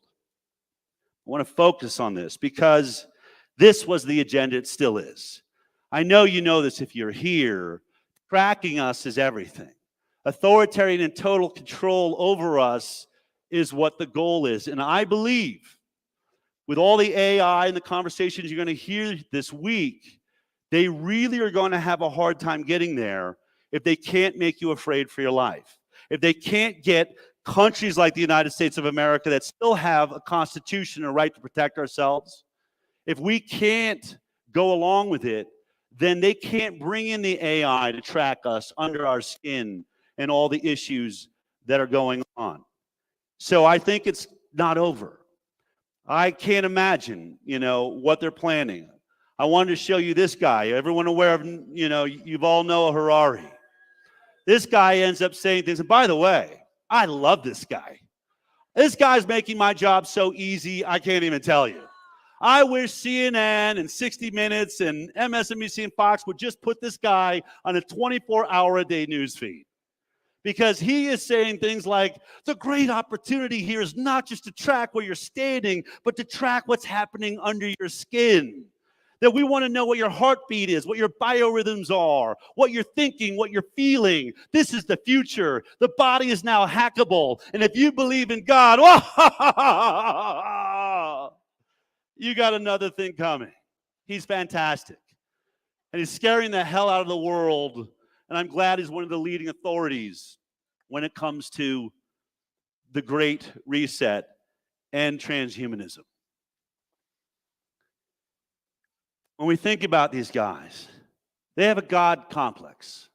They really do. I think Bill Gates and Klaus Schwab and probably even Elon Musk to some level, these people really believe that they're saving the world. I do think this. I think in their strange little minds, they believe they're saving the world. I want to get back. I want to talk about this. And I don't want this to become about Bible. I don't know if you're religious. I want you to just think about this no matter where you're coming at. This is a story I grew up with. Because I think whether you see it as an allegory or a reality, it gives us a sense of what's really going on here. This is Genesis. So God created human beings in his own image. In the image of God, he created them, male and female, he created them. Then God blessed them and said, be fruitful and multiply. God created human beings in his own image.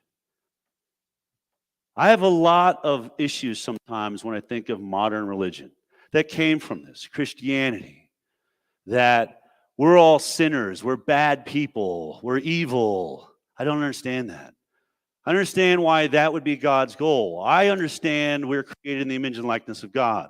But let's just say for those of you that this is an uncomfortable conversation, we are connected through something so much more brilliant than just our single entities. Whether we are just cells inside of a greater body, each one of us has got to carry that duty. Whether I'm a beating heart cell, or I'm a fingernail, or I'm a heel, an ankle, or a knee, none of it moves if we are all not connected by this greater law, shall we say. Maybe a mystic law. But in this story, God created man in the image and likeness of himself. And as the story goes, it begins with Adam and Eve. Now, in this story, God says to Adam and Eve, look, I've created a perfect world for you. Everything you would possibly need.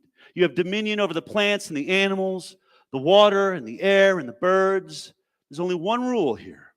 One rule. Do not eat of the tree of the knowledge of good and evil. Never made sense to me as a kid. It's like, Dad, I don't understand. Don't we want to be knowledgeable? Don't we want to know what evil is? He said, once you think you know those things, there's an arrogance that takes over. Still didn't make sense until now. As I've been watching what's taking place, I realize what this is never believe you're God. Never believe that you can actually alter or kill one single virus amongst the millions and billions that are teeming inside of your gut right now, are walking on your arms and your hands and in your eyes in a delicate and brilliant balance. Never think you can somehow mess with one of those things and not throw it into a chaotic event. Believe that you have that power. Believe that you understand the hair on every head. You will be cast out. You surely will die. We were being warned about this time. We have people that are slamming atoms and protons together, admitting, yeah, it could create a little black hole, but we're willing to accept that. We have guys like Bill Gates that is trying to or wants to block out the sun. atomized particles in the sky because there's just too much sunshine hitting the earth. What could possibly go wrong? Or, in this case, taking a vaccine and injecting it into every single human being on earth before you ever proved it was safe. That is ego. That is the potential death of our species. And this is what I say to the New York Times and the Washington Post. Are we really that far apart? I know you think I'm a bad guy, but are you really writing and you got involved in this business to promote a pharmaceutical industry and make sure that they never have to do a proper safety trial? Is that the world you want to live in? You want to live in a world where they don't do safety trials? Before you even answer, let me ask you this. Is every safety trial that's ever been done up until this point of every product, whether it was nuclear energy or vaccines or drugs or Vioxx or talcum powder that's losing billions of dollars for having caused cancer in people, all of those safety trials were a waste of time? Well, no, I want safety trials. Then we should be standing together. We should be demanding that our government regulatory agencies protect us from the industries that are just trying to make money instead of protecting them from their liability from us. Everything is upside down. And it's backwards. And so as the story goes, never be so arrogant. God comes back into Eden. And Adam and Eve are there. And now they're wearing masks. And God says, what's happening here? I don't understand. They're like, we were made to be afraid. We were told we couldn't breathe the air, that there was dangerous air. We've got our children terrified to breathe the air. They never see each other's smiling faces because that's what it's supposed to be. And God says, who told you you were naked? Who told you you weren't perfect? Who told you you were not created in my image and my likeness? They did. They did. Folks, this is the greatest religion.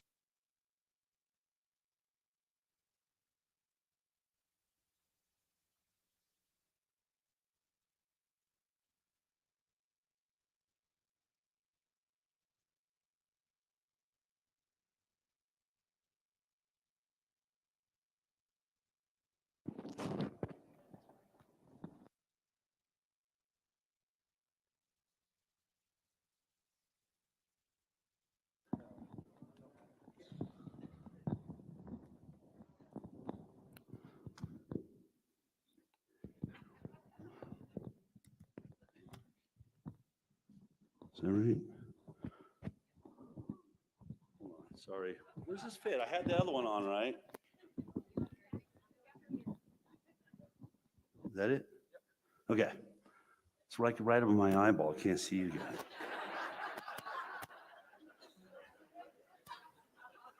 They believe they're God. And they are trying to take over the world.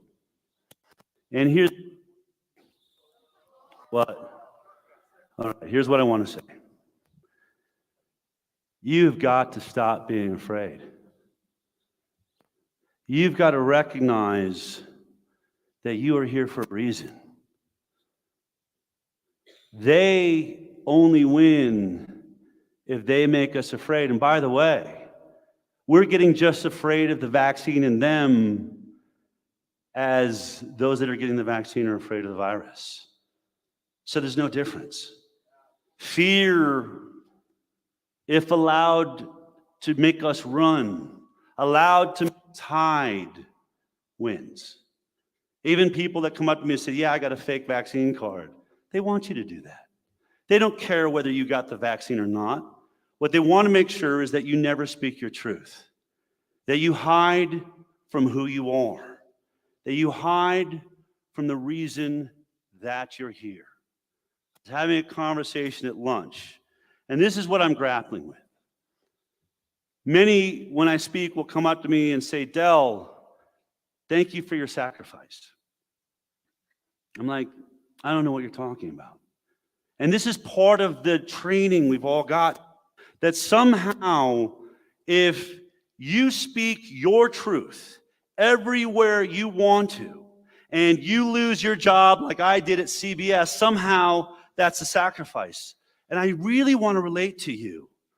I wish you could be in my body for 3 days and see how incredible the majesty of this universe is when you don't care what they think, when you speak your truth. The miracles that take place are constant. I not only believe that we win this, I was going to show you all of the death and injury happening from the vaccines, but you know it's happening. I was going to show you the tens of thousands of people rising up and talk about Bill Gates and how he is even admitting that they didn't get enough people vaccinated, that 30% of America didn't go near the thing. And then when we think about how alone we are, all the they, we keep saying, they, oh my God, they're so stupid. How could they go along with it? I want you to stop thinking about that. Stop thinking about those that made the mistake. Think about 30% of the medical industry that didn't go near this vaccine. They turned on their own religion. They stood up for their own truth. We have never seen that before. We have Robert Malone and Peter McCullough and Geert Vandenbosch. We are not just talking floozies or scientists on the side. We're talking about the leading heart doctor in the world, more published than anyone else, is standing in our side of truth, speaking the power every single day he can. For those that were a part of this movement prior to COVID, that was only a dream. Maybe that would never happen. I always knew it would. In fact, there's more than 17,000 doctors signed on to the Great Barrington Declaration. And now, less than 10% of America are getting the new COVID booster. And they're rolling out Michael Phelps and Pink and everybody they can to say get it, and no one is listening. And here's what I got to say to you. We're running. Are you afraid to tell your truth? Are you afraid to talk about this? Because we are now the majority. Even amongst those people that got the vaccine, they're not getting the boosters. They're turning on the CDC. They're turning on the FDA. And they're watching their friends and loved ones drop dead all around them. The other side has got to try and make that make sense. The only way they ever could get away with it is if we don't tell our truth with everyone we know. I've spent the last several years of my life teaching people what they should be running from. We need to start talking about what they're running to. And in case you think I'm lying about our success, this is a report that came out, a poll out of Iowa, support for non-COVID vaccines.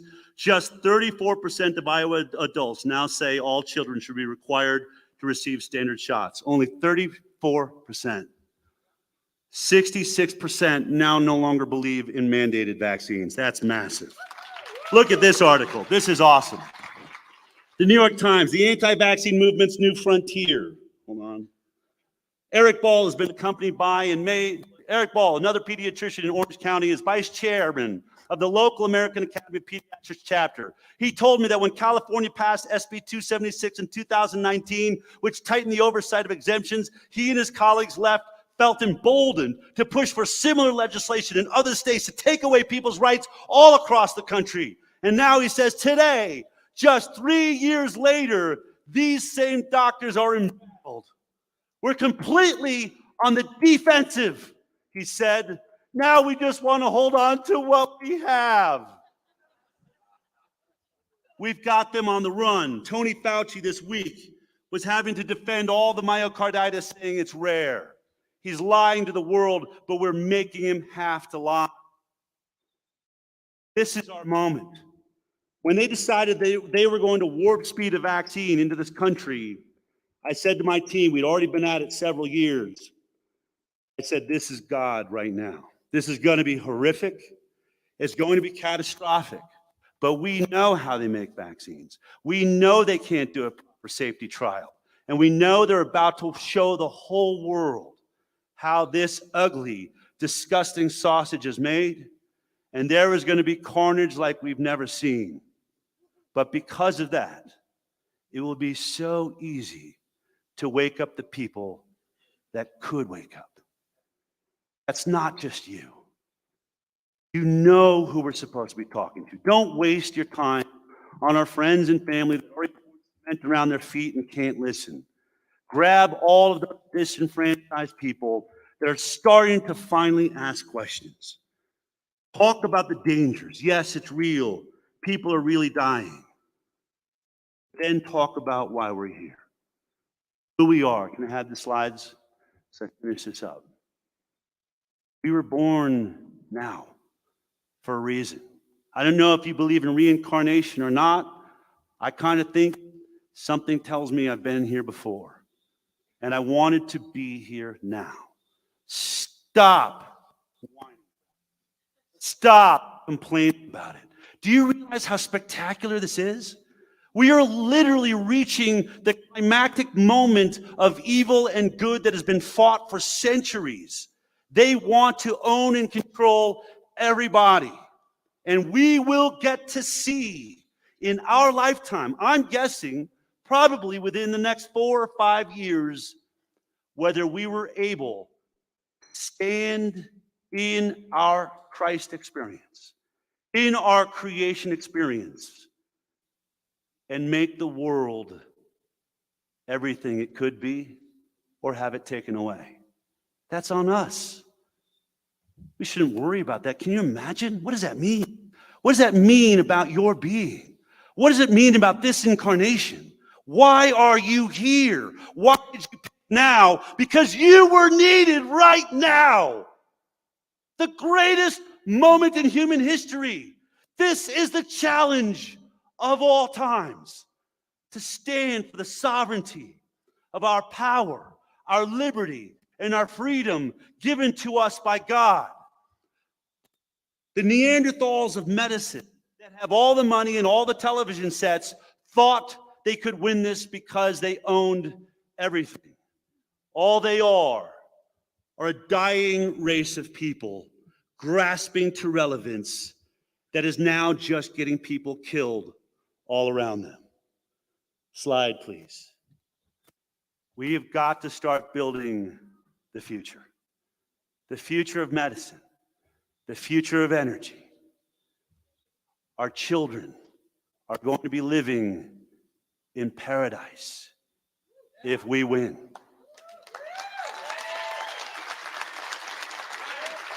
I don't believe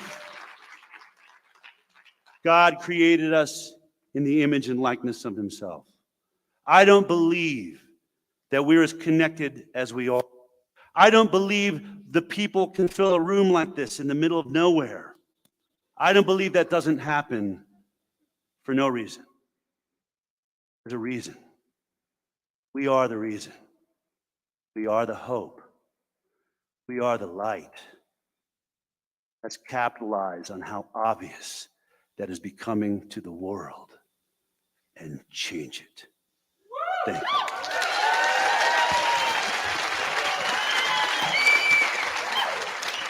Man, woo, woo, woo, woo, woo. Let's give it up for Del Bigtree. Ramiro, let's show the audience camera to everybody watching at home.